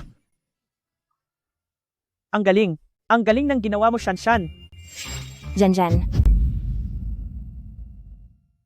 Janzen. Mahusay ang pagkakasampal, napakahusay. Turuan niyo ng leksyon ang batang ito nang malaman niya kung gaano siya kabulag sa katotohanan. Ma, anong ginagawa mo rito? Bakit po kayo pumunta rito? Anong ginagawa ko rito? Narito ako para turuan ka ng leksyon, pati na rin ang babaeng ito. Ikaw yung dinala ni Li Shanshan sa loob ng villa. Paanong ikaw ang naging mama ni Kuya Yi? Ano naman kung ako nga, may karapatan ka bang kwestiyonin ako? Ina, hindi ko po alam na kayo pala yan. Hindi pa kami formal na nagkakilala ni Kuya Yi noon. Kaya ng araw na iyon ay nagkaroon ng maraming hindi pagkakaunawaan. Ngayon at nagkasama na kaming muli ni Kuya Yi, ikakasal na kami. At pagdating ng oras, magiging iisang pamilya na tayo. Iisang pamilya? Sino ka sa akala mo para makapasok sa pamilya Chen namin?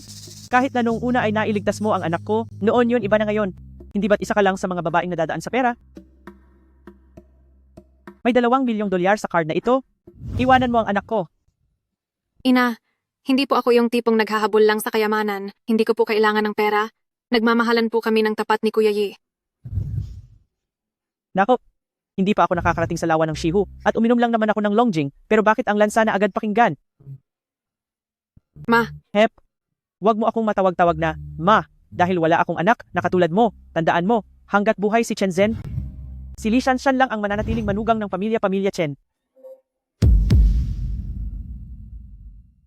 Ako, wala akong. Anong ikaw? Wag mo akong kausapin. Ang dami ko nang nakitang mga babaeng mukhang pera na katulad mo. Ano ka ba para humarap? At magpakitang gilas sa akin? Ay, Ma, wag naman po ganyan ang pananalita nyo. Bata pa lang ay matapat at mabait na si Xiaoshu. Hindi siya ang iniisip ninyo na materyoso at mukhang perang babae. Oo, inaamin ko.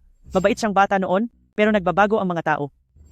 Katulad na lang ng paborito kong anak. Mula pagkabata ay matalino at bibo, pero ngayong malaki na. Bakit parang naging bulag na? Hinahayaan mo ang sarili mo na diktahan at paikutin ng isang babaeng mukhang pera. Talaga naman, nakakairitang tingnan. Shanshan, tara na. Opo. Ma. Li Shanshan, bakit kailangang sa iyo paboran ng lahat? Bakit ikaw pa ang naging paborito ni Mrs. Chen? Bakit ba nangyayari ito? Li Shanshan, sisiguraduhin kong magbabayad ka. Parurusahan kita. Xiaoshu, okay ka lang ba? May tissue ako rito. Punasan mo muna ang mukha mo. Salamat. Xiaoshu, hindi ba kayo magkapatid? Anong problema sa inyong dalawa para humantong kayo sa tila giyerang sitwasyong ito? Naintindihan ko naman kung bakit ako kinamumuhian ni ate dahil ako ang mahal ni Kuya Yi. Dahil sa selos, pinipilit niyang manghimasok sa aming dalawa. Ano? Sa totoo lang, hindi ko gustong ibunyag sa lahat ang bagay na ito, pero gusto ng ate ko na masira ang aking reputasyon, kaya wala akong pagpipilian, kundi sabihin ang totoo para mabigyan ang sarili ko ng hustisya. Ito ay, ibig bang sabihin ay may iba pang kuwento sa likod nito? Xiaoshu, Huwag kang matakot. Sabihin mo na sa amin ang lahat ng alam mo. Marami tayo rito. Paniguradong tutulungan ka naming linisin ang iyong pangalan.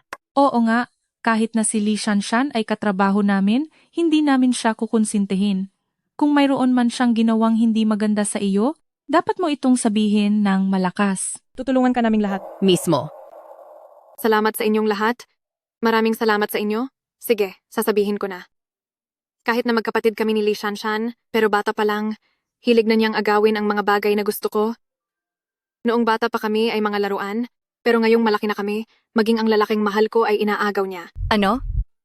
May ganoon pa lang nangyari. Matagal na kaming magkakilala ni Kuya Yi simula pa noong bata pa kami, at hanggang ngayon ay mahal na mahal namin ang isa't isa. Dahil sa inggit ng ate ko, pinilit niyang sumingit sa pagitan namin.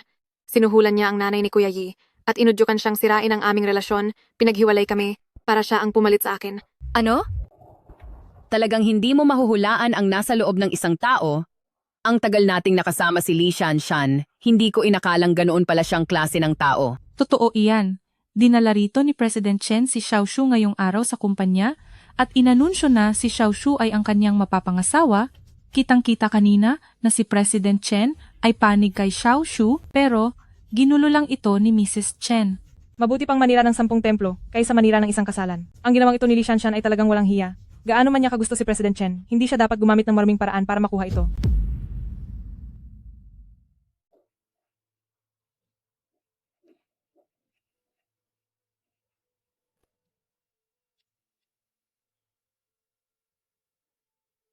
Bakit parang napakabigat ng hangin dito ngayon?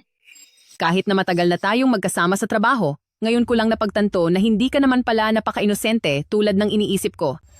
Nung nandun ka sa banyo, noong inaapi mo si Xiaoshu at nang abuso ka ng kapangyarihan, bakit hindi mo naisip na darating ang araw na ito? Napakasamang babae mo, kaya naman pala mas gusto ni President Chen si Xiaoshu kaysa sa iyo. Nagseselos ka kay Xiaoshu dahil nakuha niya ang puso ni President Chen, kaya pinilit mong sirain ang relasyon nila. Ang pinilit na pag-ibig ay hindi maganda. Bakit ba hindi mo alam iyon?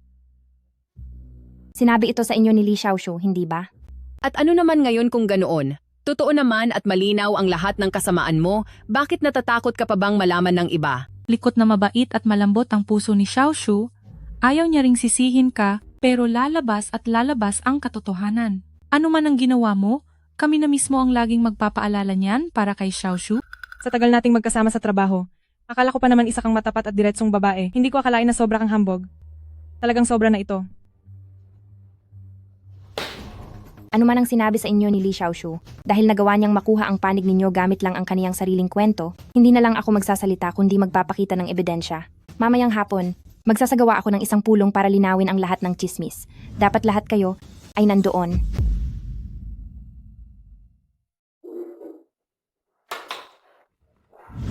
Maligayang pagdating po at salamat sa pakikinig sa akin. Ngayon ay lilinisin ko ang aking pangalan at lilinawin ang mga chismis. Kung mayroon kayong mga katanungan, huwag kayong mag-atubiling tanungin ako. Bakit bigla kang naging presidente ng Chenxi? Personal ko na po itong desisyon, pero huwag po kayong mag-alala. Ito ay pansamantala lamang, tatagal lang ng ilang araw ang panunungkulan ko. Hindi ibig sabihin nito na ang Chen Group ay may bago ng may-ari. Balita namin ay gusto mo si President Chen at ginagawa mo ang lahat para paghiwalayin si President Chen at ang sarili mong kapatid para sumingit sa kanilang dalawa. Hindi iyan totoo. Hindi ko naman gusto si Chen Yi. Isa pa, kung sino man ang gustuhin niya, wala na akong pakialam doon. Kung ganoon, bakit si Mrs. Chen ay galit na galit sa relasyon ni na Xiaoshu at President Chen? Siguradong ikaw ang nanggugulo sa kanila. Matalik kong kaibigan si Shanshan. Parang kapatid ko na siya, kaya ang taong kinamumuhian niya ay kinamumuhian ko rin. May problema ba doon? Isa pa, ang mapagpanggap na si Li Xiaoshu ay hinding-hindi papasa sa akin bilang Chen Zhen.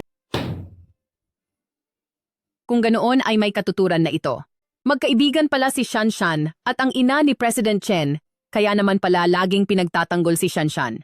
Dahil sa nangyari, ibig sabihin ay nagsisinungaling si Li Xiaoshu, gusto niya lang tayong gamitin.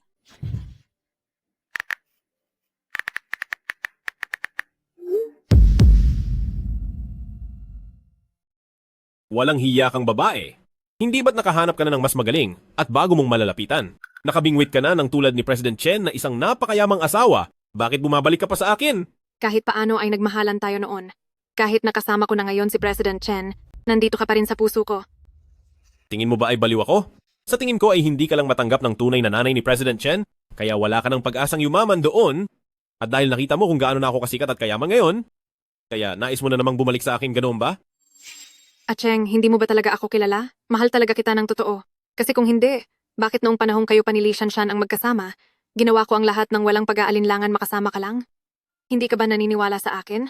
Totoo? May halaga ba ang katotohanan ng sinasabi mo? Nagkataon lang na suwerte ako ngayon at nakakuha ako ng napakalaking pondo. Bagamat hindi pa ito kasing tanyag ng sa taong katulad ni Chen Yi, ngunit kahit paano ay isa na rin akong malaking boss ngayon. Tingin mo ba? Magugustuhan ko pa ang isang hamak na babaeng tulad mo? Ayaw mo ba talagang lampasan at pabagsakin si Chen Yi? At ayaw mo bang mas lalo pang tumaas? Matutulungan kita. Tulungan? Anong pambayad mo para tulungan ako? May pera ka ba? Ano man ang mangyari, ako pa rin para kay Chen Yi ang siyang nagligtas sa kaniyang buhay. Mayroon siyang buong tiwala sa akin, kaya kung gusto mong kunin ang Chen Group, maaari tayong magtulungan.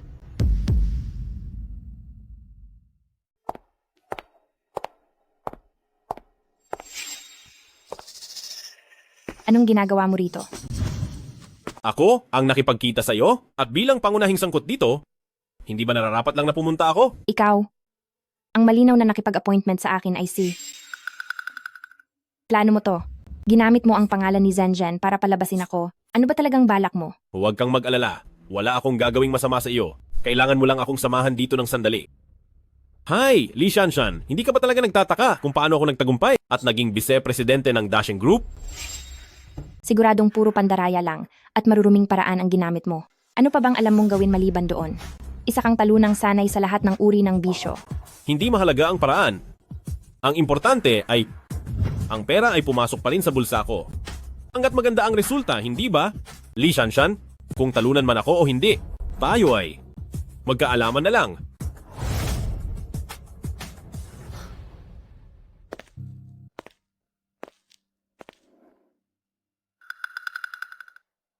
Ano ito? Kuya Yi, ang kapatid ko at ang dati niyang boyfriend na si Xiao Cheng ay nagsasabwatan. Nang maparaan ako kahapon, nakita ko silang dalawa na may pinaplano. Ang kapatid ko, ibinenta niya ang kumpanya natin. Ano na ang gagawin natin? Hindi niya magagawa yan. Imposible. Ayaw ko ring paghinalaan si Sister Shanshan, pero malinaw na ang mga ebidensya. Kailangan ko siyang tanungin mismo.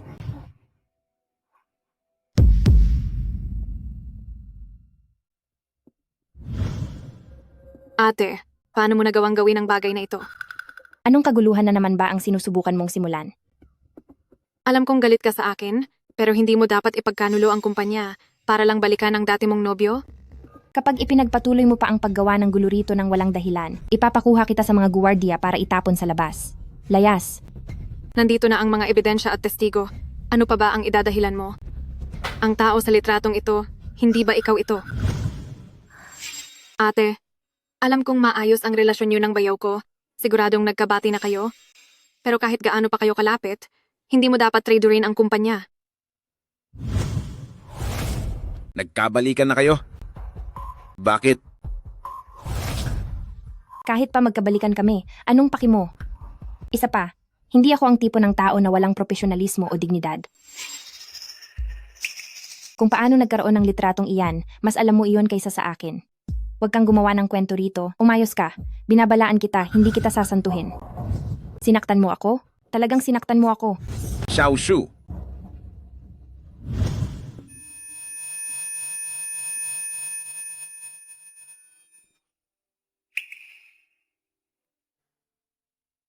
Nasaan ang sugat sa binti mo?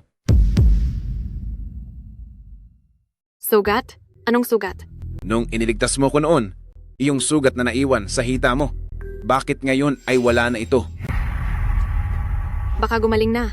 Ang dami na kasing taong lumipas. Noong panahong iyon, itinulak ka nila sa lupa at may matatalas na bato ang humiwa sa hita mo. Sa tindi ng sugat na iyon, paano mangyayaring walang pilat?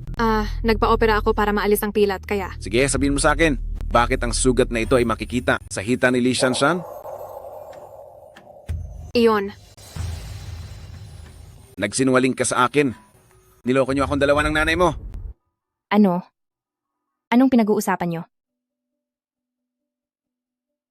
Hindi mo na ba ako natatandaan? Nagkita na tayo noon. Ikaw ang nagligtas sa akin noon. Iniligtas. Kita? Ako. Iniligtas ba kita? Sa pagitan nating dalawa, may ganitong klasing tadhana pala tayo? Kung ganoon, ang pilat sa hita mo, saan yun galing? Noong bata pa ako, nawalay ako sa pamilya ko. May nakita akong batang lalaki na iginapos ng dalawang malalaking lalaki. Sa nakita ko sa mga mata niya, parang humihingi siya ng tulong sa akin, kaya agad akong kumilos. Huwag mong sabihing ikaw ang batang iyon. Ako nga iyon. Ilang taon na kitang hinahanap, hindi ko akalaing nasa tabi ko lang pala kita. Kung wala ka noong panahon na iyon, marahil ay wala na ako ngayon. Walang anuman iyon. Pag-usapan na lang muna natin ang tungkol sa kumpanya. Mula nang bawiin ko ang kasal namin ni Xiao Cheng, ay hindi na kami nagkakausap kailanman. Ang bagay na ito, siguradong gawa-gawa lang ito ng kung sino na ang layunin ay para lamang idiin ako. Paano naman mangyayari yun, ate? Sino namang magtatangkang manira sa inyo? Li Xiaoshu, kailangan mo pa bang magkunwari? Sa lahat ng ginawa mo, hindi mo pa ba alam sa sarili mo ang totoo? Ano bang pinagsasabi mo diyan? Nakipagtulungan ka kay Xiao Cheng, di ba? Sinadya mong gamitin ang pangalan ni Zhen para makipagkita sa akin sa cafe. Pagkatapos ay nagtago ka sa dilim para kunan ng larawan kami ni Xiao Cheng habang magkasama at ginamit mo ang litratong yon para sabihing trinaydor ko ang kumpanya. Hindi ba ganoon lang yon? Anong ebidensya mo na ako nga ang sumisira sa iyo? Ebidensya. Sa tingin mo ba, ikaw lang ang tanging kumuha ng litrato? Anong sinabi mo? Matagal mo na palang alam ang lahat. Sinadya mong sakyan ng plano para lang mahulog ako sa patibong mo. Wala akong alam. Wala talaga akong alam sa sinasabi mo. Kung ganoon, bakit kanina mo pa? Basta ko lang sinabi yon, sinong mag-aakala na aamin ka na lang ng kusa? Nandaya ka. President Chen, lahat ng mga sinabi niya, narinig mo po ang lahat, di ba? Iba pala talaga ang nagtraidor sa kumpanya. Kaya ngayon, hindi mo na kailangang protektahan pa siya. Hindi ko na siya poprotektahan. Ikaw talaga ang hinahanap ko. Pagkakamali ko na nagpasok ako ng kaaway sa loob. Kasalanan ko ito. Huwag ka na mag-alala. Ako na ang bahalang mag-ayos sa sitwasyong ito. Tungkol naman sa pagsira sa iyo at sa pagpapanggap ni Li Xiaoshu bilang ikaw, mabilis ko siyang kakasuhan at pagbabayarin ko siya para humingi ng tawad ng harapat para malinis ang pangalan mo at babayaran din niya ang lahat ng danyos sa iyo. Ano? Kakasuhan ako? Anong kaso? Patawad, ate. Nabulag lang ako, patawarin mo po ako. Hanggang ngayon ba ay magpapakitang tao ka pa rin? Ang nangyayaring ito ay malinaw na sarili mong kagagawan. Wala akong pakialam sa iyo. President Chen, gawin mo ang tama. Kung ano ang dapat na parusa ay iyon ang ibigay sa kanya. Sige. Aasikasuhin ko ito agad. Ididirekta agad sa korte. Sandali. Ate, pamilya tayo, magkapatid tayo. Hindi mo naman siguro kayang gawin ito sa akin. Nakapagtataka naman, malinaw naman na hindi naman tayo tunay na magkapatid. Anong pamilya ang sinasabi mo? Tungkol naman sa ating ugnayan, isa itong malaking kalokohan. Noong sumama ka sa mapapangasawa ko, naisip mo ba na magkapatid tayo? Ate, pasensya na. Pakiusap. Bigyan mo ako ng pagkakataong magbago. Hinding-hindi na kita parurusahan at hindi na kita tatapusin kailanman. Siyempre naman. Talaga po ba? Ate, ikaw ang pinakamabait na ate. Kaya lang, kahit patawarin kita, ay walang saysay iyon. Dahil ang isang tao ay ang siyang biktima ng panloloko at paggamit mo, si President Chen. Kung ano ang parusa niya sa iyo, ay wala akong magagawa. Dahil wala naman akong boses sa kanya.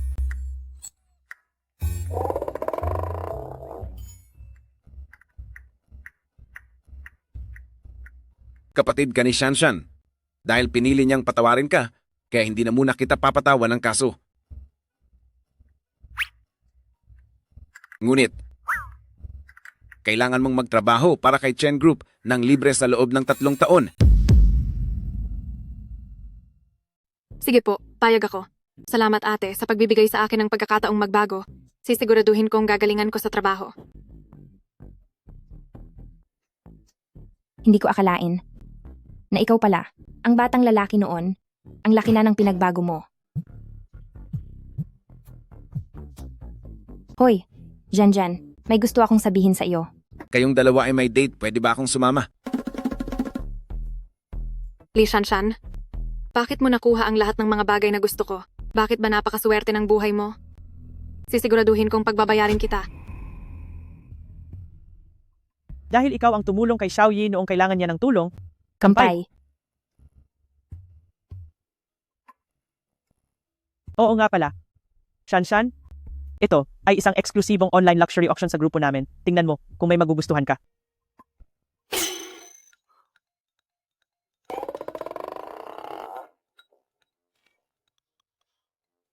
Hindi, wag na. Masyadong mamahalin ang mga ito. Puro alahas naman ang mga ito. Wala rin namang masyadong silbi. Bakit pa kailangang bumili sa ganoon kataas na halaga? Iyon ang hindi mo naiintindihan. Ang tawag dito ay investment. Bibili ka ng mga mamahaling gamit sa mataas na presyo. At kapag tumaas na ang halaga nila, ibebenta mo sila muli at doon ka kikita sa patong na presyo. Mayroon ba rito na siguradong tataas ang halaga? Yung malaki ang posibilidad na kumita? Mayroon, tingnan mo ito. Ito mismo iyon, pwedeng dumoble o triple pa ang halaga nito. Gusto mo ba? Wag na lang po. Ang buong ipon ko ay hindi sasapat para mabili ang mga alahas na ito. Ang card ko, gamitin mo ito.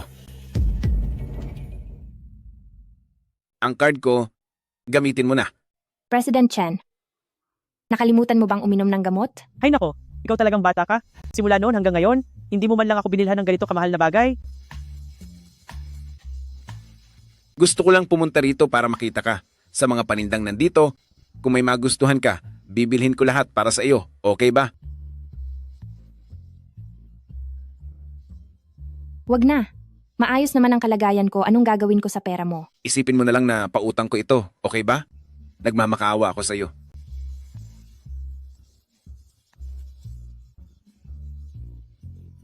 Kailangan ko nga ng pera. Ganito na lang, kapag naibenta ko na ito sa mataas na halaga, ibabalik ko rin ang pera sa iyo. Dahil ikaw naman ang nakiusap na pahiramin ako ng pera, siguradong bibigyan kita ng mukha. Sige, usapan na iyan. Opo. Sino ba yan? Pumunta ka doon at bilhin mo iyon sa subasta para kay Shanshan. Sige po, President Chen.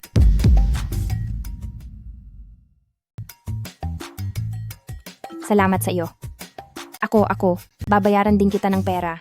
Kailangan mo ang pera? May nangyari ba? Wala namang seryoso. Personal na bagay lang ito, na hindi ko kayang sabihin. Wala na ako sa mundong ito. Paano ko ba ito sasabihin? Dahil hindi mo ito kayang sabihin, hindi na ako magtatanong. Kung sakaling mayroon kang kailangang tulong, maaari kang pumunta sa akin anumang oras. President Chen, narito na po ang kailangan nyo. Heto.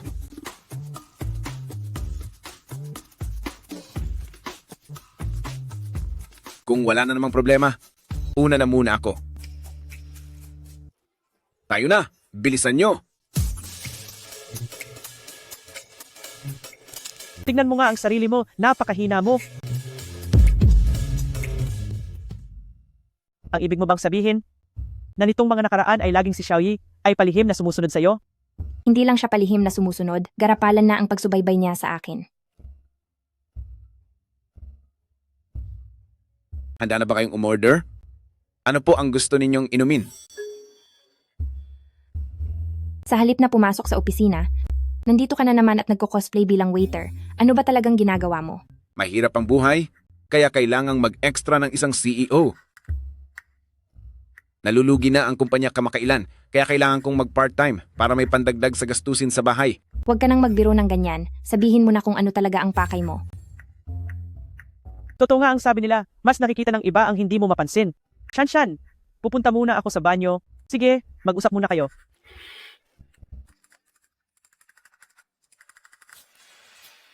May gagawin ka ba mamayang gabi? Bakit? May kailangan ka ba? Ano kasi, tungkol doon sa alahas na ipinapabenta mo sa akin noong nakaraan, nakahanap na ako ng tamang buyer para doon. Talaga? Magkano ang gustong ibayad ng buyer?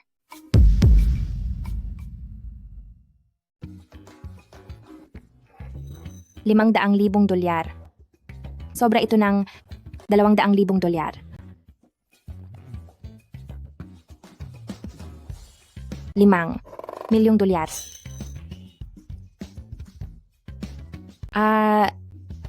Sobra ito ng 10-10, mahigit 10 beses. Hindi kaya ang mamimili ay nababaliw na. Hindi siya baliw. Ito ay dahil ang alahas na ito ay talagang maganda at kailangan niya rin ito agad, kaya binili niya ito sa mataas na halaga. Bakit naman kailangan niya iyon? Para ibigay sa isang tao.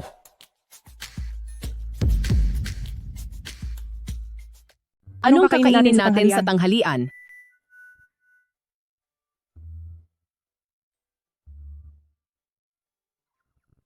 Nakapagtataka talaga. Ano kayang nakain? Nitong si President Chen at napunta siya rito? Bakit? Ilang beses na ba pabalik-balik ang si President Chen dito? 7 o 8 beses. Malakas ba ang hangin ngayon? Napapansin ko kay President Chen nitong mga nakaraang araw na palagi siyang ganyan, parang hindi siya masaya.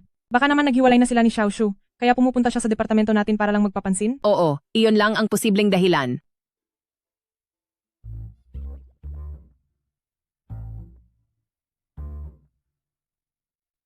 Sumunod ka sa akin, may sasabihin ako sa iyo. Sige po.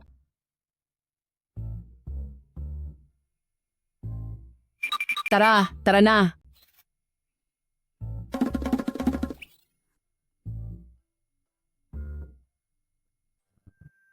Ano po iyon?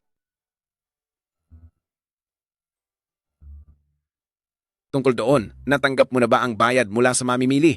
Opo, natanggap ko na. Salamat sa tulong nyo, kung hindi ay. May regalo ako para sa iyo.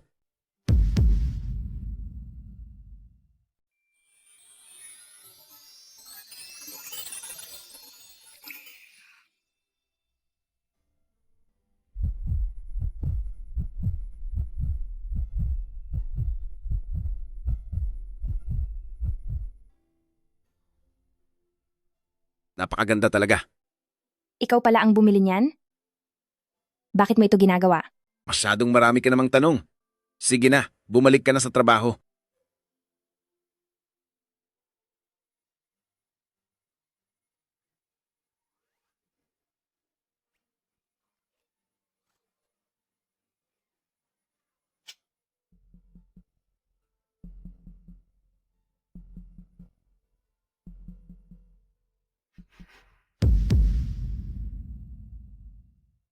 Magsalita ka?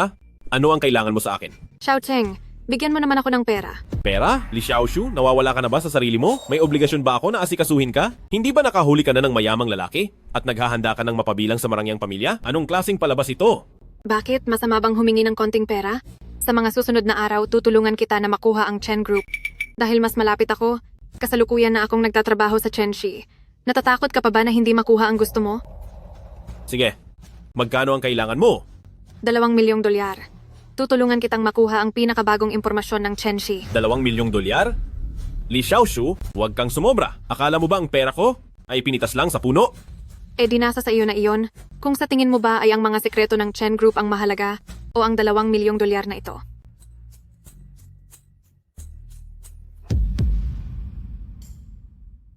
Bukas na ang gaganapin nating product launch, kaya kailangang mag-ingat tayong lahat ngayong araw. Siguraduhin nating wala tayong makakalimutan. Matagal nang pinaghahandaan ng kumpanya ang proyektong ito. Ang isang maliit na butas ay kayang magpaguho ng dam, kaya dapat nating ibigay ang ating 120% atensyon. Sige. Ang produktong ito, kapag lumabas na ito sa merkado, ay tiyak na hihigitan nito ang lahat ng mga kalaban natin. Hindi nila tayo kailanman mauunahan. Para sa gagawing launch na ito, masasabing nakatuon sa atin ang paningin ng lahat. Kailangang masigurado nating na perpekto ang bawat detalye. Galingan nating lahat. Lagot na tayo. Tapos na. Biglang sumulpot ang Dasheng Group.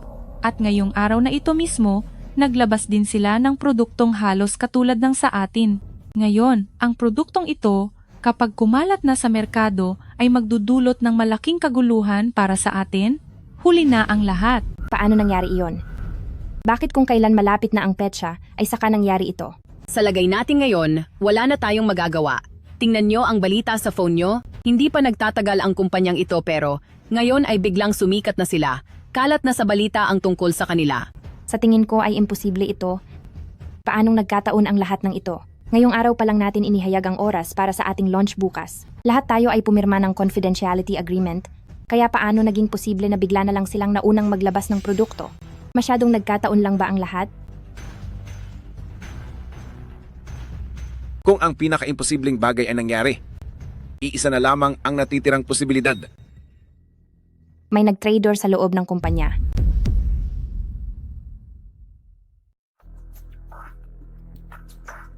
Huwag muna kayong mag-alala. Sumunod lang muna tayo sa plano. At para sa mga natitirang problema, ako na ang gagawa ng paraan. Sobrang bigla ang nangyaring ito. Ngayon ay litong-lito na ang buong kumpanya, gulo-gulo na ang lahat. Kung hindi natin ito maaayos ng mabuti, haharap ang ating kumpanya sa dalawang posibleng mangyari. Una, kailangan nating tanggapin ang pagkatalo. Ang lahat ng ibinuhos nating pera, kagamitan, lakas at tao ay mawawala lang sa wala.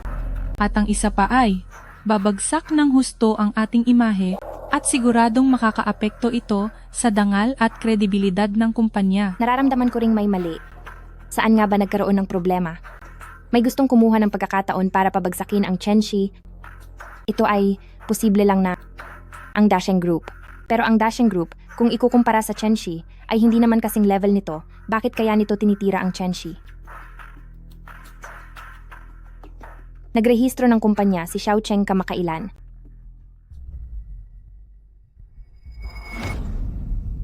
At iyon ay ang Dasheng Group. Kung may trader nga sa loob ng kumpanya, posible lang na siya ay... Ha ha ha! Xiao Shu, napakahusay mo talaga. Ngayon ang Chenxi dahil sa proyekto kung saan ibinuhos nila ang lahat ng kanilang hirap nitong mga nakaraang taon ay naunahan ko na sila. Ngayon ay wasak na sila. Maganda ang simula nating ito. Ang pagsakop sa Chenxi ay mangyayari na sa lalong madaling panahon. Kapag nagtagumpay na tayo, gusto ko ang ganitong halaga.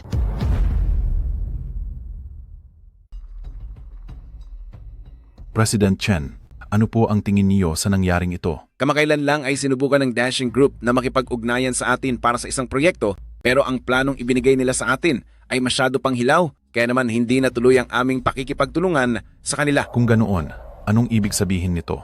Nakapagtataka na ang isang malaking kumpanya ay maglalabas ng palpak na plano noon, pero ngayon ay biglang nakagawa ng produktong katumbas ng ilang taon nating pinaghirapan. Siguradong may milagro ditong nangyayari. Ang mga taong konektado sa presidente ng Dasheng Group ay walang iba kundi sina Li Shanshan at Li Xiaoshu. Teka po, President Chen, saan po kayo pupunta? Alam ko na kung ano ang dapat gawin. Manatili lang muna kayo rito sa kumpanya. Tama nga ang hinala ko. May lihim ng ugnayan sina Li Xiaoshu at Xiaocheng simula pa noon. At halos sigurado akong si Li Xiaoshu ang nagbenta sa mga detalye para sa bagong release natin papunta kay Xiaocheng. Sayang nga lang, ang mga ebidensyang mayroon ako ngayon ay hindi pa sapat para tuluyan silang mapaalis sa pwesto. Aray, ang sakit. Sobrang sakit. Bakit nangyayari ang lahat ng ito? Dahil ba sa muling pagkabuhay kong ito, matapos kong tangkaing baguhin ang mga nakatadhanang mangyari sa hinaharap, kaya ang dami ring. Ang nagbago sa kapalaran ko? Ang kondisyon ko ba ay lumalala na ng dahil dito?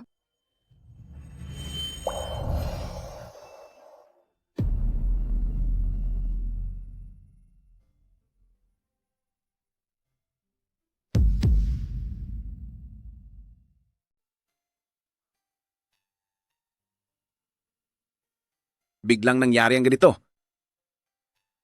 Dahil kaya ito sa dami ng trabaho nitong nakaraang 2 araw? Ay, doktor. Kumusta na po siya? Kailan po kaya siya magigising? Ano po ang relasyon niyo sa pasyente? Asawa ba kayo o miyembro ng pamilya? Ako. Sa ngayon ay hindi pa po. Ganoon ba? Pwede bang makahingi ng tulong? Pakitawagan ng pamilya niya. Sa kalagayan niya ngayon, kailangan kong makausap ang mga kamag-anak niya. Sige po. Hello po. Ang numerong inyong tinatawagan ay hindi pa maabot sa kasalukuyan. Walang sumasagot. Doktor, kung may problema po, sa akin nyo na lang sabihin. Ako na ang bahalang magdesisyon.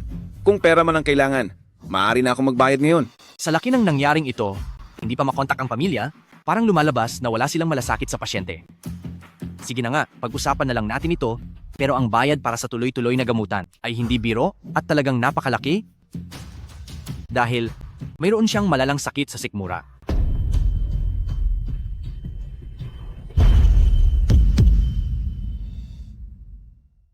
Anong sabi mo? Huwag muna kayong mabigla. Ang tungkol sa sakit niya, masyadong huli na, nang ito ay matuklasan, At ang sitwasyon niya ngayon ay talagang hindi maganda. Sa totoo lang po, kahit pahanda kayong gumastos ng malaking halaga para sa gamutan, natatakot ako na siya ay hindi na kayang pagalingin pa ng gamot at wala na tayong magagawa pa. Napakabata pa niya. Bakit nangyari ito? Kakahanap ko lang sa kanya. Hindi pa ako nakakabawi sa kanya. Tapos sasabihin mo sa akin ngayon na malapit ko na siyang mawala, paano ko iyan tatanggapin? Magpakatatag po kayo. Ngayon, wala pong sino man ang may karapatang magdesisyon para sa pasyente kung dapat pa bang ituloy ang pagpapagamot. Ang lahat ay pag-usapan natin kapag nagising na siya. Doc, gaano pa ba siya katagal lalaban? Pakalmahin niyo po muna ang inyong sarili. Ang sitwasyon niya ay talagang malala na. Sa pinakamatagal, mayroon na lamang siyang 1 buwan. At isa pa, ang gagastusin para sa pagpapagamot ay hindi lang napakalaki, ang sakit na mararamdaman ng pasyente ay talagang hindi matutumbasan. Matagal na pala niyang alam. Kaya pala kailangan niya ng pera. Kaya pala kailangan niyang ibenta ang bahay. Kaya pala pinili niyang mag-resign. Dahil alam na pala niya ang lahat simula pa noong una. Siya lang mag-isa. Siguradong natakot siya at walang matakbuhan. Napagkamalan ko pa siyang ibang tao at palagi ko siyang pinahihirapan. Chen Yi, wala kang kwenta. Pakikumalma po ang inyong sarili. Chen Yi.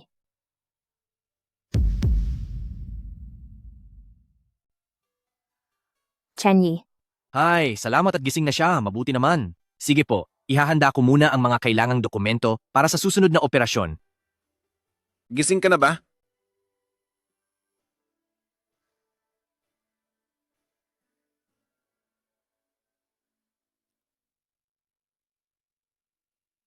Huwag ka nang malungkot. Alam kong hindi na ako magtatagal. At tinatanggap ko na ang mangyayari. Hindi sa ganoon. Sabi lang ng doktor kanina, basta't magpagaling ka lang dito, pagkalipas ng ilang panahon ay makakalabas ka na ng ospital.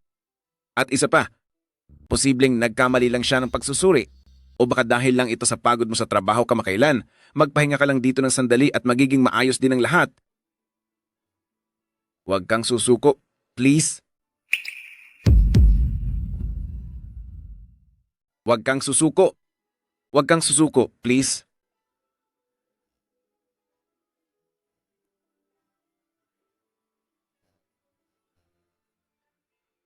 Hindi mo na kailangang malungkot. Matagal na akong may malalang sakit sa tiyan at patuloy naman ang pagpapagamot ko. Pero ang buhay at kamatayan ay bahagi na ng tadhana. Sino ba naman tayong mga tao para pigilan ito? Kailangan mong magpakatatag. Kailangan ka pa ng kumpanya. Kapag ganyan ka, siguradong babagsak ang kumpanya. Matatanggap mo ba yon? Walang silbi sa akin ang kumpanya. Kakahanap ko pa lang sa'yo, hindi pa nga kita napapakasalan.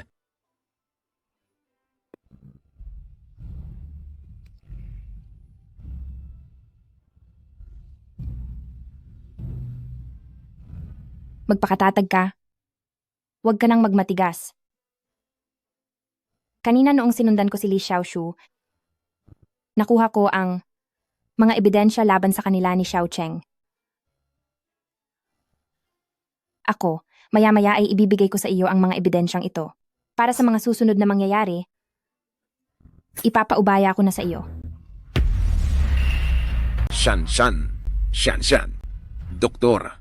Doktor, nawalan siya ng malay. Doktor! Anong nangyari? Kumusta na po ang pasyente? Naimatay po siya kanina lang. Pakitingnan naman po siya ng mabilis. Ano po kaya ang nangyayari?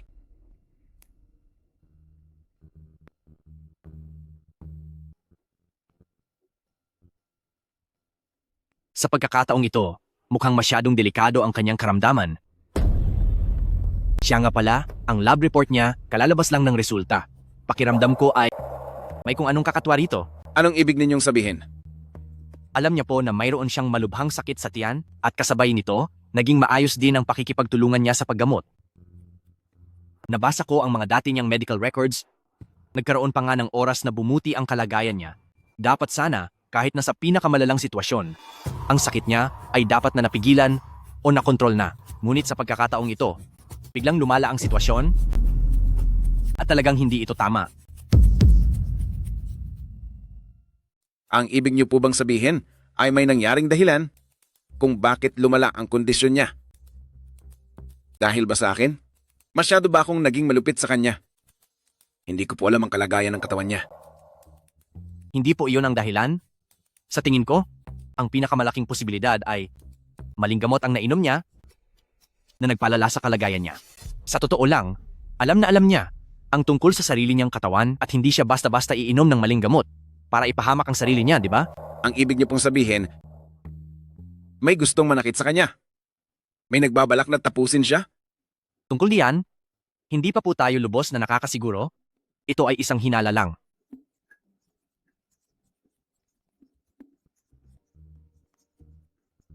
Hello? Itigil mo muna agad ang lahat ng ginagawa mo. Maghanap ka ng mga dalubhasang doktor sa kahit saan. Dapat makarating sila sa ospital bago matapos ang araw na ito. Gagawin ko ang lahat para dugtungan ang buhay ni Shanshan.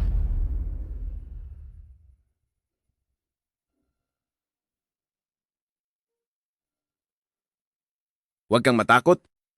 Hindi ako aalis. Dito lang ako sa tabi mo para samahan ka. Walang hiyang bata ka. Ano ba ang ginagawa mo? Sino ba ang pinapapakitaan mo niyan? Si Shanshan. Siya. Siya? Bakit sa kanya? Tingnan mo nga yung itsura mo. Sumasakit ang ulo ko sa iyo. Dapat kang magpakatatag. Kailangan ka ng kumpanya ngayon at kailangan ka rin ni Shanshan. Iniisip mo ba na kapag nagtago ka na lang sa shell mo, ay lahat ng mga problema ay basta-basta mo nang matatakasan? Sinasabi ko sa iyo, ito ang responsibilidad mo. Kung tunay kang lalaki, tumayo ka na riyan na yun din. Ma. May nagkanulo sa kumpanya ngayon at kung hindi natin ito malalampasan, ang Chen Group simula sa araw na ito ay tuluyan ng babagsak. Papabayaan mo na lang ba ito? Si Shanshan ay pinahirapan nila ng ganito at hindi natin alam kung ano na ang nangyari sa kanya. Papabayaan mo lang din ba siya? Hindi ba't nangako ka nung bata ka pa, nahahanapin mo siya at poprotektahan mo siya? Baliwala na ba lang ba ang lahat ng mga salitang iyon?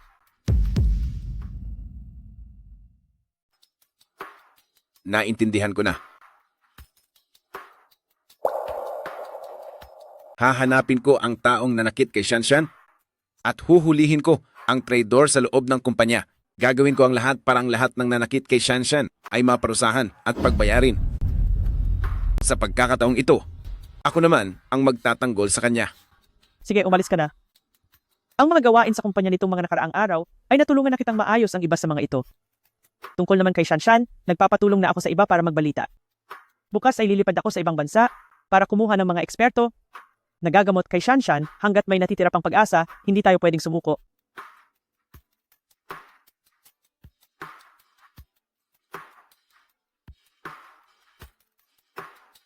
Magpadala kayo ng sasakyan na susundo sa akin.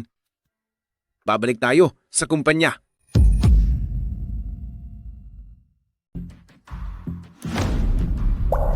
President Chen, bakit ka bumalik? Kung hindi ako bumalik, edi nagtagumpay ka na sana sa plano mo? President Chen, ano ba ang sinasabi mo? Hindi kita maintindihan.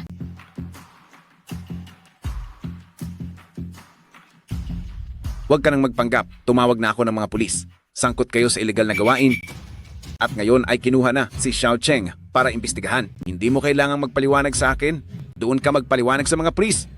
Dati, dahil sa iniisip ko na kapatid ka ni Shanshan, paulit-ulit kitang pinagbibigyan. Hindi ko akalaing nagpapasok pala ako ng trader sa bahay ko. Hindi mo lang hinamak si Chen Shi, pati na rin si Shanshan. Wala ka talagang utang na loob. Pulis, hindi niyo ako pwedeng kunin. Magkapatid kami ni Shanshan. Isang pamilya kami. Isang pamilya? Ito bang pamilya ang dahilan mo para sa paulit-ulit na pagpapakana laban kay Shanshan?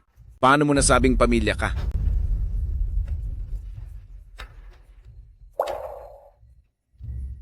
Kunin niyo siya. Dakpin siya. Anong gagawin niyo sa akin? Gusto mo ba akong ikulong ng basta-basta?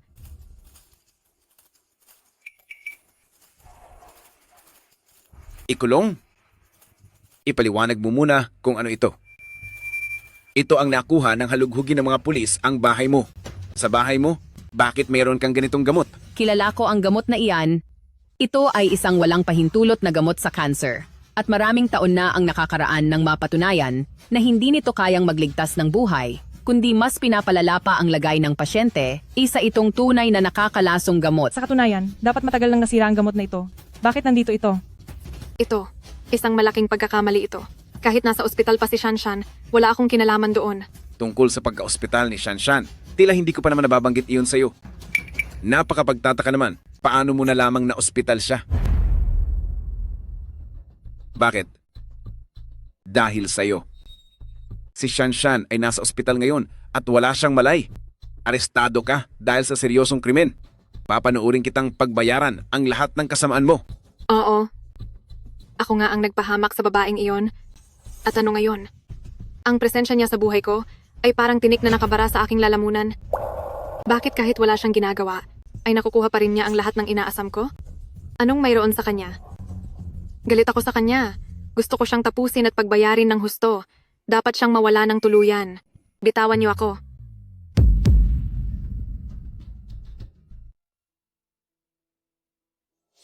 May pag-asa pa? May pag-asa ng gumaling si Shanshan.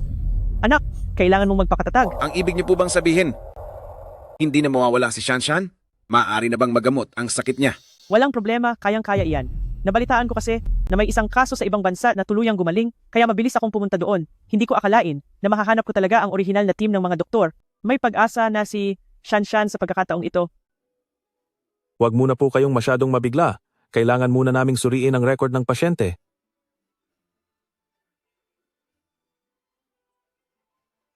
Basta't mapagaling niyo lang si Shanshan, gagawin ko po ang kahit ano. Magagawa naman po iyon. Base sa nakita namin, maaari pang magamot ang sakit niya. Pero, kailangan ninyong gumawa ng desisyon para sa kanya at siguradong magiging isang mabigat na pasanin ito sa inyo. Anong ibig ninyong sabihin? Totoong kaya naming gamutin ang ganitong uri ng cancer sa tiyan, pero ang simpleng paggamot lang ay para lang madagdagan ang kanyang oras. Sa ilalim ng ganitong gamutan, ang pasyente ay may 2 taon na lang. Paano naman po ang isa pang opsyon? May iba pa bang paraan? Mayroon. Subalit, may panganib ang paraang ito. Ang isa pang paraan ay ang operasyon. Kung magiging matagumpay ang operasyon, tuluyan nang mawawala ang kanyang sakit. Pero ang operasyon ay may malaking panganib. Sa tantiya namin, 20% lang ang tsansang magtagumpay ito.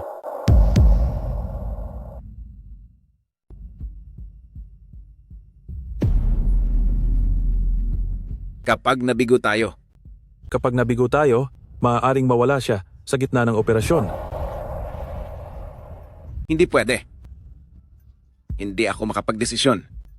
Kung itutuloy ang operasyon, dapat sa loob ng 2 araw na ito, dahil habang tumatagal, lalong lumalala ang kalagayan ng pasyente at mas magiging mahirap ang operasyon. Kaya po sana ay magdesisyon na kayo agad. Ako. Nagdesisyon na ako na ituloy ang operasyon. Shanshan.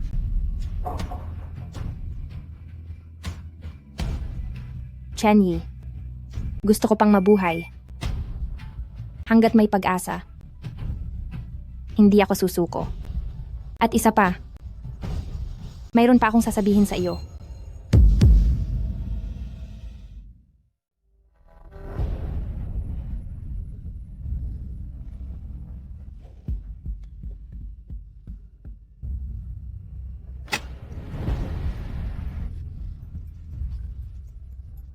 Binabati ko kayo.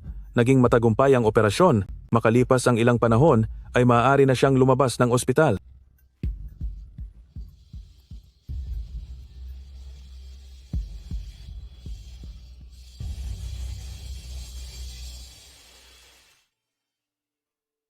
Alam mo ba? Noong bata pa ako, ang lalaking iyon ay iniwan kaming mag-ina. Pinalaki ako ng nanay ko, talagang hindi iyon naging madali. Kaya naman nangako ako sa sarili ko, dapat akong lumaking matatag para maging isang mabuting ama at isang mabuting asawa. Hoy, At pagkatapos, bakit ang daldal mo yata? gising ka na? May gusto akong sabihin sa iyo. Sige, magsalita ka lang, nakikinig ako. Ganyan ka ba nag-aalala sa akin? Ako. Gusto ko lang na maging maayos ka. Alam ko.